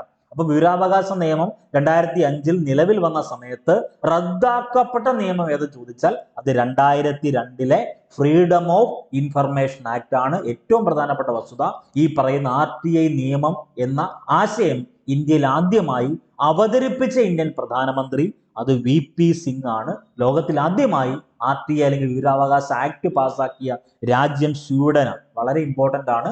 ലോകത്തിൽ ആദ്യമായിട്ട് RTI ആക്ട് പാസ്സാക്കിയ രാജ്യം ഏതെന്ന് ചോദിച്ചാൽ അത് സ്വീഡനാണ്. വളരെ ഇമ്പോർട്ടന്റ് ആയിട്ടുള്ള ചോദ്യമാണ്. ഇനി ഈ പറഞ്ഞ വിവരാവകാശ നിയമവുമായി ബന്ധപ്പെട്ട് വിവരാവകാശ നിയമ ബില്ല് ലോക്സഭ പാസ്സാക്കുന്നത് 2005 മെയ് 11. ലോക്സഭ. ദെൻ ഏറ്റവും പ്രധാനപ്പെട്ട വസ്തുത, RTI ഇന്ത്യൻ പാർലമെന്റ് പാസ്സാക്കുന്നത് 2005 ജൂൺ 15 നിയമം നിലവിൽ വരുന്നത് 2005 ഒക്ടോബർ 12. ഈ ഡേറ്റ് ഇമ്പോർട്ടന്റ് ആണ്. വിവരാവകാശ നിയമം നിലവിൽ വരുന്നത് 2005 ഒക്ടോബർ 12. വിവരാവകാശ നിയമം പാസ്സാക്കുമ്പം ഇന്ത്യയുടെ പ്രധാനമന്ത്രി ആരെന്ന് ചോദിച്ചാൽ അത് മൻമോഹൻ സിംഗ്. നിയമം പാസ്സാക്കുന്ന സമയത്ത് ഇന്ത്യൻ പ്രധാനമന്ത്രിയാണ് മൻമോഹൻ സിംഗ്. ഓക്കെ, അടുത്ത ഏറ്റവും പ്രധാനപ്പെട്ട വസ്തുത, ഈ 4 വ്യക്തികളെ ഒന്ന് നോട്ട് ചെയ്തേക്കണേ. ഇന്ത്യയിലെ മുഖ്യ വിവരാവകാശ കമ്മീഷണറായ ആദ്യ വ്യക്തി ആരെന്ന് ചോദിച്ചാൽ അത് വജാഹത്ത് ഹബീബുള്ളയാണ്. രണ്ടാമത്തെ വ്യക്തി AN തിവാരി. അപ്പൊ ഇന്ത്യയിലെ മുഖ്യ വിവരാവകാശ കമ്മീഷണറായ ആദ്യ വനിതയുണ്ട് കേട്ടോ, അത് ദീപക് സന്ധു ആണ്. രണ്ടാമത്തെ വനിത സുഷമ സിംഗ് ആണ്. അപ്പൊ ഇന്ത്യയിലെ മുഖ്യ വിവരാവകാശ കമ്മീഷണർമാരെ പറ്റി പഠിക്കുമ്പോൾ ഈ 4 വ്യക്തികളെ പറ്റി ഒന്ന് നോട്ട് ചെയ്തേക്കണം. ഇന്ത്യയിലെ മുഖ്യ വിവരാവകാശ കമ്മീഷണറായ ആദ്യ വ്യക്തി വജാഹത്ത് ഹബീബുള്ള, രണ്ടാമത്തെ വ്യക്തി AN തിവാരി. ഇന്ത്യയിലെ മുഖ്യ വിവരാവകാശ കമ്മീഷണറായ ആദ്യ വനിത ദീപക് സന്ധു, രണ്ടാമത്തെ വനിത സുഷമ സിംഗ്. അടുത്തത് വിവരാവകാശ ഭേദഗതി നിയമമുണ്ട് 2019. അത് ലോക്സഭയിൽ അവതരിപ്പിക്കുന്നത് ജിതേന്ദ്ര സിംഗ് ആണ്. വേറെ ഒന്നുമില്ല, വിവരാവകാശ കമ്മീഷണറുടെ കാലാവധി തീരുമാനിക്കുന്നത് കേന്ദ്ര സർക്കാരിൽ നിക്ഷിപ്തമാക്കുന്നതാണ് 2019 വിവരാവകാശ ഭേദഗതി നിയമം. അത് രാഷ്ട്രപതി ഒപ്പുവെക്കുന്നത് 2019 ഓഗസ്റ്റ് 1. 2019 വിവരാവകാശ ഭേദഗതി നിയമം രാഷ്ട്രപതി ഒപ്പുവെക്കുന്നത് 2019 ഓഗസ്റ്റ് 1. അന്നത്തെ രാഷ്ട്രപതി രാംനാഥ് കോവിന്ദ് ആണ്. അതൊന്ന് നോട്ട് ചെയ്തേക്കണം, വളരെ ഇമ്പോർട്ടന്റ് ആയിട്ട്. നമ്മുടെ സിലബസിൽ നിർണായകമായ ഒരു മേഖലയാണ് മൗലിക അവകാശങ്ങൾ, മൗലിക കടമകൾ, മാർഗനിർദ്ദേശക തത്വങ്ങളൊക്കെ. അതുകൂടി ഒന്ന് വായിച്ചു പോകണം. അതിനകത്ത് ഇമ്പോർട്ടന്റ് ആണ് മൗലിക കടമകൾ എന്താണ്. നമുക്ക് എല്ലാവർക്കും അറിയാം, നമുക്ക് എല്ലാവർക്കും ഓരോരോ ഡ്യൂട്ടി ഉണ്ടല്ലേ. മൗലിക കടമകൾ എന്ന് പറയും. അതായത് വേറെ ഒന്നുമില്ല, മൗലിക കടമകളെ തന്നെ അറിയപ്പെടുന്ന മറ്റു പേരുകളുണ്ട്. അതൊക്കെ ഡീറ്റെയിൽ ആയിട്ട് പറയാം. ഇപ്പൊ ഒരു പൗരന്റെ മൗലിക കടമകൾ എന്ന് പറഞ്ഞാൽ, ഓക്കെ, ഇന്ത്യയിലെ ഒരു വ്യക്തി, ഞാനായിക്കോട്ടെ നിങ്ങളായിക്കോട്ടെ, പൊതുമുതൽ സംരക്ഷിക്കുക അവന്റെ മൗലിക കടമയാണോ? അതെ. പരിസ്ഥിതി സംരക്ഷിക്കുക ഒരു തന്നെ മൗലിക കടമയാണോ ഒരു വ്യക്തിയുടെ? ഇപ്പൊ എന്റെ പരിസ്ഥിതി ഞാനാണ് സംരക്ഷിക്കേണ്ടത്. എന്റെ പൊതുമുതൽ എന്ന് പറഞ്ഞാൽ ഞാൻ നിങ്ങളൊക്കെ ഉള്ള പൊതുമുതൽ അത് സംരക്ഷിക്കുക. ദെൻ പൗരാവകാശങ്ങൾ സംരക്ഷിക്കുക. ഒരു പൗരന്റെ അവകാശം, ഒരു വ്യക്തിയുടെ അവകാശം ഞാനാണോ സംരക്ഷിക്കേണ്ടത്? അപ്പൊ അതൊരു മൗലിക കടമയാണോ? അല്ല. ദെൻ സാംസ്കാരിക പൈതൃകങ്ങൾ, ഇന്ത്യയിലെ ആയിക്കോട്ടെ കേരളത്തിലെ ആയിക്കോട്ടെ, ഓരോ സാംസ്കാരിക പൈതൃകങ്ങൾ സംരക്ഷിക്കുക എന്നുള്ളത് ഒരു മൗലിക കടമയാണ്. അപ്പൊ ഇതിൽ ഇന്ത്യൻ പൗരന്റെ മൗലിക കടമകളിൽ പെടാത്തതെന്ന് പറഞ്ഞാൽ പൗരാവകാശങ്ങൾ സംരക്ഷിക്കുക എന്നുള്ളത് ഒരു പൗരന്റെ മൗലിക കടമയല്ല. പക്ഷെ പൊതുമുതൽ സംരക്ഷിക്കുക, പരിസ്ഥിതി സംരക്ഷിക്കുക, സാംസ്കാരിക പൈതൃകങ്ങൾ സംരക്ഷിക്കുക, ഇതെല്ലാം ഒരു പൗരന്റെ മൗലിക കടമയാണ്. അപ്പൊ എന്താ ഒരു മൗലിക കടമ എന്ന് പറഞ്ഞാൽ? എനിക്കും നിങ്ങൾക്കും ഒക്കെ മൗലികപരമായിട്ടൊരു ധാരണയുണ്ട് അല്ലെ? അതിനെയാണ് നമ്മൾ ആ ഒരു ധാരണയുടെ അടിസ്ഥാനത്തിൽ നമ്മൾ ഒരു മൊറാലിറ്റി, ഒരു ധാർമ്മികതയുടെ അടിസ്ഥാനത്തിൽ നമ്മൾ സമൂഹത്തിന്, നമ്മുടെ നേഷന് ചെയ്യുന്ന ഡ്യൂട്ടികളെയാണ് കോമൺ ആയിട്ട് മൗലിക കടമകൾ എന്നറിയപ്പെടുന്നത്. ഇന്ത്യൻ ഭരണഘടനയിൽ ഈ പറയുന്ന മൗലിക കർത്തവ്യങ്ങൾ അല്ലെങ്കിൽ മൗലിക കടമകളെ പറ്റി പ്രതിപാദിക്കുന്ന ഭാഗം ഏതെന്ന് ചോദിച്ചാൽ അത് ഭാഗം 4A ആണ്. ഓക്കെ. ദെൻ ഏറ്റവും പ്രധാനപ്പെട്ട മൗലിക കർത്തവ്യങ്ങൾ എന്ന് പറഞ്ഞാൽ, ഒന്ന്, സ്ത്രീകളുടെയും കുട്ടികളുടെയും അന്തസ്സിനും ആഭിജാത്യത്തിനും കളങ്കം വരുന്ന പ്രവർത്തനങ്ങളിൽ ഇടപെടാതിരിക്കുക. പ്രധാനപ്പെട്ട മൗലിക കർത്തവ്യങ്ങളാണ് ഇത്. മാത്രമല്ല ധാരാളം മൗലിക കർത്തവ്യങ്ങളുണ്ട്, അത് ഡീറ്റെയിൽ ആയിട്ട് പഠിക്കാം. ഇപ്പൊ നിങ്ങൾക്ക് ബേസ് ആയിട്ടുള്ള കണ്ടന്റ് പറയും. നമ്മുടെ പ്രകൃതിയെ സംരക്ഷിക്കുക, ഞാനും നിങ്ങളുമൊക്കെ ഈ ജീവിക്കുന്ന പ്രകൃതിയെ സംരക്ഷിക്കുക എന്നുള്ളത് മൗലിക കർത്തവ്യമാണ് അല്ലെങ്കിൽ മൗലിക കടമകളാ. ദെൻ രക്ഷകർത്താക്കൾ കുട്ടികൾക്ക് വിദ്യാഭ്യാസം നൽകുക. എൻ്റെ അമ്മയും അച്ഛനും എനിക്ക് വിദ്യാഭ്യാസം നൽകി, ഞാൻ എൻ്റെ കുട്ടികൾക്ക് വിദ്യാഭ്യാസം നൽകുന്നുവെങ്കിൽ അത് മൗലിക കർത്തവ്യം, മൗലിക കടമയാണ്. ഉറപ്പായിട്ടും അത് ചെയ്തിരിക്കണം. ഓക്കെ. ഇനി അവിടെ ഏറ്റവും പ്രധാനപ്പെട്ട ഒരു വസ്തുതയുണ്ട്. അത് ചെയ്തില്ല എന്ന് കരുതി നമുക്ക് എന്ത് ചെയ്യാൻ പറ്റത്തില്ല? കോടതിയെ സമീപിക്കാൻ പറ്റില്ല. ഓക്കെ. ദെൻ പൊതുമുതൽ പരിരക്ഷിക്കുക, ഹിംസ വർജിക്കുക എന്നിവയൊക്കെ ഈ പറഞ്ഞ മൗലിക കർത്തവ്യങ്ങളാണ്. ഇന്ത്യയുടെ പരമാധികാരവും ഐക്യവും അഖണ്ഡതയും നിലനിർത്തുകയും സംരക്ഷിക്കുകയും ചെയ്യുക എന്നൊക്കെ ഉള്ളത് മൗലിക കർത്തവ്യങ്ങളാണ്. അപ്പൊ ഇതൊരു കോമൺ ആയിട്ട് ഒരു ഐഡിയ ആയിട്ട് മനസ്സിലുണ്ടാവണം. എന്താണ് മൗലിക കടമകൾ അല്ലെങ്കിൽ മൗലിക ചുമതലകൾ എന്ന് പറഞ്ഞാൽ, ലോജിക്കായിട്ട് ഓർക്കേണ്ട ഒറ്റ വാക്കേ ഉള്ളൂ. ഞാനും നിങ്ങളുമൊക്കെ സമൂഹത്തിന്, ഈ പറയുന്ന പൊതുവായിട്ടുള്ള സമൂഹത്തിന് കൊടുക്കുന്ന കുറച്ച് ഡ്യൂട്ടികളുണ്ട്, നമ്മൾ ചെയ്യേണ്ട കുറച്ച് ചുമതലകളുണ്ട് അല്ലെങ്കിൽ കടമകളുണ്ട്. അതിനെയാണ് മൗലിക കടമകൾ എന്നറിയപ്പെടുന്നത്. നോക്കൂ, ഒരു രക്ഷിതാവായ നമ്മൾ അല്ലെങ്കിൽ ഒരു ഉദ്യോഗാർത്ഥിയായ നമ്മൾ ചെയ്യേണ്ട കുറച്ച് ചുമതലകളുണ്ട്. എന്താണ്? കൃത്യമായി പഠിക്കണം, രാവിലെ എഴുന്നേക്കാൻ പറ്റുമെങ്കിൽ രാവിലെ എഴുന്നേക്കണം, രാത്രി കൃത്യമായിട്ട് പരീക്ഷ എഴുതണം. നിങ്ങൾ ഈ ബാച്ച് ജോയിൻ ചെയ്തായിക്കോട്ടെ, ജോയിൻ ചെയ്യാത്ത ആളുകളായിക്കോട്ടെ, ടെലഗ്രാം ചാനൽ ജോയിൻ ചെയ്ത ആളുകളായിക്കോട്ടെ, നിങ്ങളെല്ലാം ചെയ്യുന്ന എന്താ? കൃത്യമായിട്ട് പഠിക്കുന്നു, എല്ലാ ദിവസവും രാത്രി 9 മണിക്ക് ശേഷമുള്ള എക്സാം അറ്റൻഡ് ചെയ്യുന്നു. അപ്പൊ നിങ്ങളുടെ ചുമതല അല്ലെങ്കിൽ നിങ്ങളുടെ കടമ നിങ്ങൾ കൃത്യമായിട്ട് ചെയ്താൽ ആ റിസൾട്ട് സംഭവിക്കും. ഓക്കെ. അപ്പൊ മൗലിക കടമകളുമായി ബന്ധപ്പെട്ട് ഏറ്റവും പ്രധാനപ്പെട്ട 4 വസ്തുത ഓർത്തു വെക്കണം. ഇപ്പോൾ നിലവിൽ എത്ര മൗലിക കടമകളുണ്ട്? ഇമ്പോർട്ടൻ്റ് ആണ്. ഇപ്പോൾ നിലവിൽ 11 മൗലിക കടമകളാണ് ഇന്ത്യൻ ഭരണഘടനയിലുള്ളത്. ഈ പറയുന്ന മൗലിക കടമകൾ അല്ലെങ്കിൽ ഫണ്ടമെന്റൽ ഡ്യൂട്ടീസ് പ്രാബല്യത്തിൽ വരുന്നത് 1977 ജനുവരി 3-നാണ്. ഈ പറഞ്ഞ മൗലിക കടമകളെ പറ്റി ഇന്ത്യൻ ഭരണഘടനയിൽ പ്രതിപാദിക്കുന്ന ഭരണഘടനാ വകുപ്പ് ഏതെന്ന് ചോദിച്ചാൽ 51A. ഏത് ഭാഗത്താ വരുന്നത്? 4, വളരെ ഇമ്പോർട്ടന്റ് ആണ്. 4A എന്ത് വരുന്നത്? ഇന്ത്യൻ ഭരണഘടനയിലെ മൗലിക കർത്തവ്യങ്ങൾ അല്ലെങ്കിൽ മൗലിക കടമകൾ പ്രതിപാദിക്കുന്ന ഭാഗം ചോദിച്ചാൽ 4A, വകുപ്പ് ചോദിച്ചാലോ ആർട്ടിക്കിൾ 51A. ഈ പറയുന്ന ആർട്ടിക്കിൾ 51 പ്രകാരം 11 മൗലിക കടമകൾ ഉണ്ട്. അപ്പൊ നിങ്ങൾ മനസ്സിലാക്കണം, ഈ പറയുന്ന ഇന്ത്യൻ ഭരണഘടന നിലവിൽ വന്ന സമയത്ത് മിനി കോൺസ്റ്റിറ്റ്യൂഷൻ എന്നറിയപ്പെടുന്ന 1976 42ാം ഭരണഘടനാ ഭേദഗതിയിലൂടെ 10 മൗലിക കടമകളാണ് ഉണ്ടായിരുന്നത്. അപ്പൊ ഒറിജിനൽ കോൺസ്റ്റിറ്റ്യൂഷനിൽ 10 മൗലിക കടമകളെ ഉണ്ടായിരുന്നുള്ളൂ. ഇപ്പൊ 11 ഉണ്ട്. അതായത് 11ാമത്തെ മൗലിക കടമ ഭരണഘടനയിൽ 2002 86ാം ഭേദഗതി പ്രകാരം കൂട്ടിച്ചേർത്തതാണ്. ഈ കൂട്ടിച്ചേർത്ത ഭേദഗതിയുടെ കണ്ടന്റ് ഇതാണ്: 6 വയസ്സ് മുതൽ 14 വയസ്സ് വരെയുള്ള കുഞ്ഞുങ്ങൾക്ക് വിദ്യാഭ്യാസത്തിനുള്ള സാഹചര്യം ഒരുക്കേണ്ടത് രക്ഷിതാക്കളുടെ മൗലിക കടമകളാണ് എന്ന് പറയുന്നതാണ് ഏത്? 11ാമത് ചേർത്ത മൗലിക കടമ. ഓക്കെ ആണല്ലോ. അപ്പം ഈ പറയുന്ന 1976 42ാം ഭേദഗതിയാണല്ലോ മിനി കോൺസ്റ്റിറ്റ്യൂഷൻ. ആ മിനി കോൺസ്റ്റിറ്റ്യൂഷൻ ഫ്രെയിം ചെയ്യുന്ന, ഭേദഗതി വരുത്തുന്ന സമയത്ത് ഇന്ത്യയുടെ പ്രൈം മിനിസ്റ്റർ, ഇന്ത്യയുടെ പ്രധാനമന്ത്രി ഇന്ദിരാഗാന്ധിയാണ്. ഇന്ത്യയുടെ ഉരുക്കു വനിത എന്നറിയപ്പെടുന്ന ഇന്ദിരാഗാന്ധിയാണ് ആ സമയത്ത് ഇന്ത്യയുടെ പ്രധാനമന്ത്രി. പ്രസിഡന്റ് ഫക്രുദ്ദീൻ അലി അഹമ്മദ് ആണ്. ദെൻ മിനി കോൺസ്റ്റിറ്റ്യൂഷൻ അല്ലെങ്കിൽ ചെറു ഭരണഘടന എന്നറിയപ്പെടുന്നത് ഈ 1976 42 ഭേദഗതിയാണ്. ഈ പറയുന്ന 42 ഭേദഗതി അല്ലെങ്കിൽ മിനി കോൺസ്റ്റിറ്റ്യൂഷൻ നിലവിൽ വരുന്നത് 1977 ജനുവരിയിലാണ്. അതുകൂടി ഒന്ന് നോട്ട് ചെയ്തേക്കണം. ഓക്കെ ആണല്ലോ. ഇനി നമുക്ക് വേണ്ട പ്രധാനപ്പെട്ട വസ്തുത, ഈ പറയുന്ന 42 ഭേദഗതിയിലെ പ്രധാനപ്പെട്ട വാക്കുകൾ അല്ലെങ്കിൽ ആശയങ്ങൾ എന്ന് പറഞ്ഞാൽ 1976 42 ഭേദഗതി കൊണ്ടുവരുന്നതിന്റെ പ്രധാനപ്പെട്ട ആശയം ഒന്ന്, ഈ പറയുന്ന ഭേദഗതി വരുത്തുന്നത് ഏത് കമ്മിറ്റിയുടെ റെക്കമെൻഡേഷൻ പ്രകാരമാണെന്ന് ചോദിച്ചാൽ സ്വരൺ സിംഗ് കമ്മിറ്റിയുടെ റെക്കമെൻഡേഷൻ പ്രകാരമാണ്. അപ്പൊ സ്വരൺ സിംഗ് കമ്മിറ്റിയുടെ റെക്കമെൻഡേഷൻ പ്രകാരം 1976 42 ഭരണഘടനാ ഭേദഗതി പ്രകാരം എന്ത് ചെയ്തു? ഈ പറയുന്ന 42 ഭേദഗതി കൊണ്ടുവരും സ്വരൺ സിംഗ് കമ്മിറ്റി. ഈ പറയുന്ന ഭേദഗതി പ്രകാരം ഉൾപ്പെടുത്തിയേക്കുന്നത് ഭരണഘടനയുടെ ആമുഖത്തിൽ അല്ലെങ്കിൽ പ്രിയാമ്പിളിൽ 3 വാക്കുകൾ കൂട്ടിച്ചേർക്കും. Socialist, secular, integrity. വളരെ ഇമ്പോർട്ടന്റ് ആണ്. 1976 42 ഭേദഗതി പ്രകാരം 3 വാക്കുകൾ കൂട്ടിച്ചേർക്കും. Socialist, secular, integrity. ഓക്കെ ആണല്ലോ. ദെൻ ആർട്ടിക്കിൾ 323A 323B എന്നിവ കൂട്ടിച്ചേർത്തത് ഈ പറയുന്ന 1976 42 ഭേദഗതി പ്രകാരമാണ്. 323A എന്ന് പറഞ്ഞാൽ അഡ്മിനിസ്ട്രേറ്റീവ് ട്രൈബ്യൂണലിനെ പറ്റി പ്രതിപാദിക്കുന്ന ആർട്ടിക്കിൾ ആണ് 323A. 323B എന്ന് പറഞ്ഞാൽ മറ്റ് ആവശ്യങ്ങൾക്കുള്ള ട്രൈബ്യൂണലിനെ പറ്റി പ്രതിപാദിക്കുന്നതാണ് ആർട്ടിക്കിൾ 323B.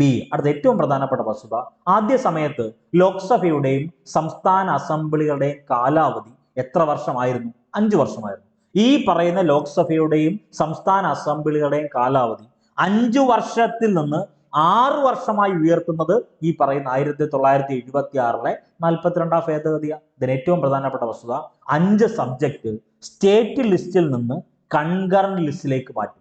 വിദ്യാഭ്യാസം, അപ്പൊ വിദ്യാഭ്യാസം ഇപ്പൊ എവിടെയാ? കൺകറന്റ് ലിസ്റ്റിലാ. വനം കൺകറന്റ് ലിസ്റ്റിലാ. അളവ് തൂക്കം കൺകറന്റ് ലിസ്റ്റിലാ.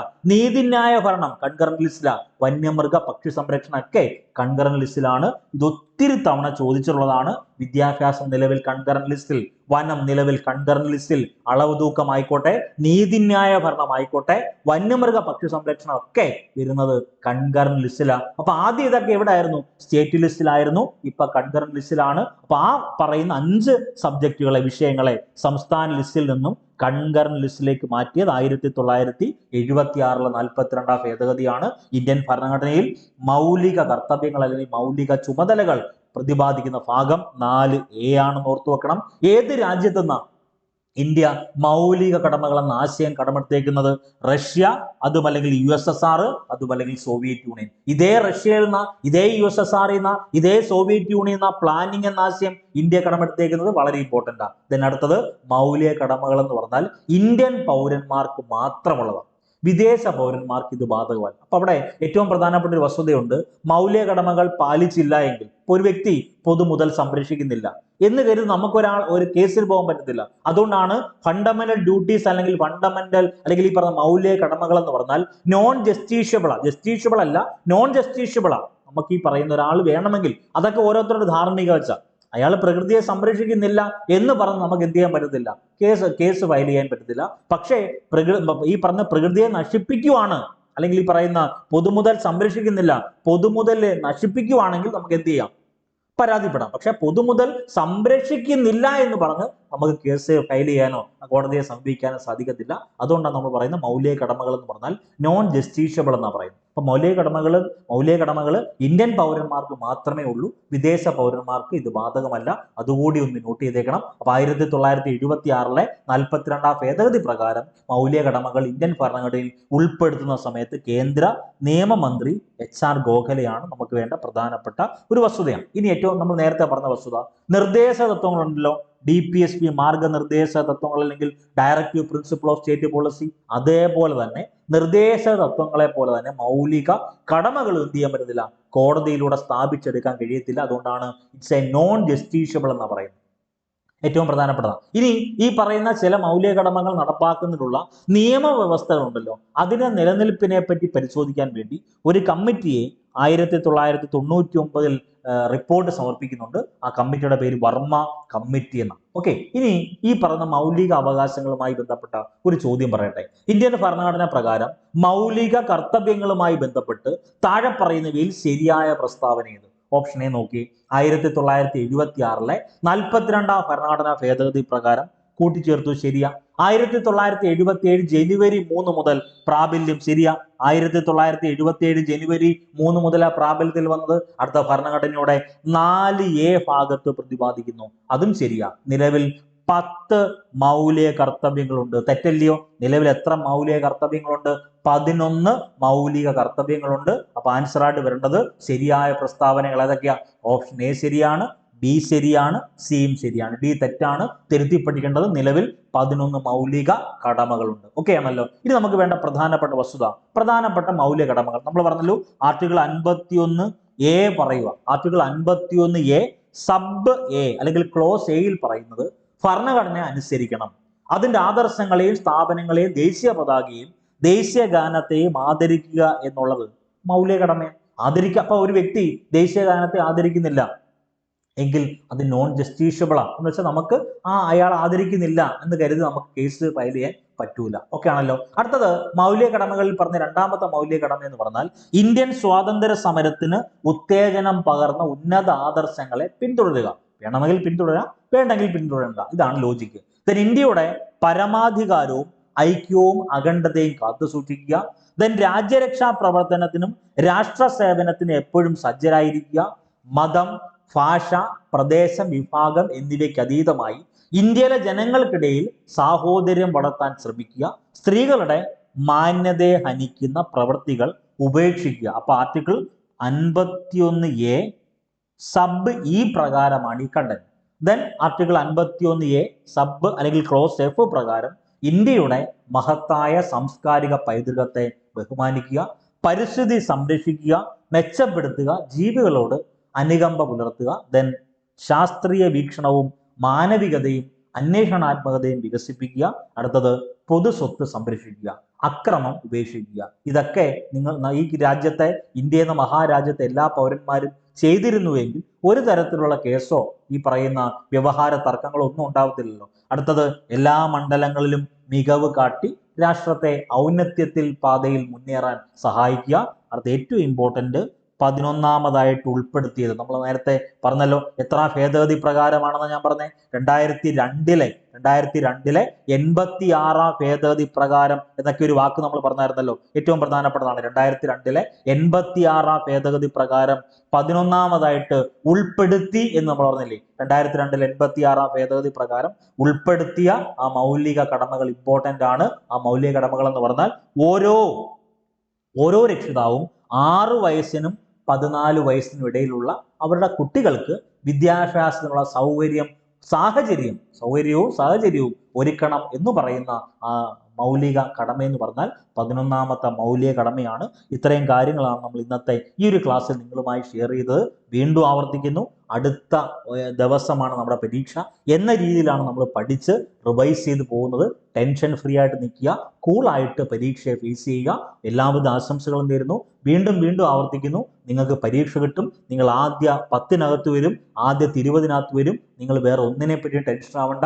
നിങ്ങൾ ആത്മാർത്ഥമായി പഠിച്ചത്, നിങ്ങൾ BEd പാസ് ഔട്ട് ആയത്, നിങ്ങൾ സെറ്റ് എഴുതിയെടുത്തത്, PG എടുത്തത്, ഈ പറയുന്ന കേറ്ററ്റ് 3 നേടിയെടുത്തതൊക്കെ എന്തിനു വേണ്ടിയാണ്? ഈ വരുന്ന അല്ലെങ്കിൽ ഈ എഴുതാൻ പോകുന്ന HSS സോഷ്യൽ സയൻസ് പരീക്ഷയിൽ ആദ്യ റാങ്ക് കിട്ടാൻ വേണ്ടിയാണ്. അപ്പോൾ ഉഷാറായിട്ട് പഠിക്കുക.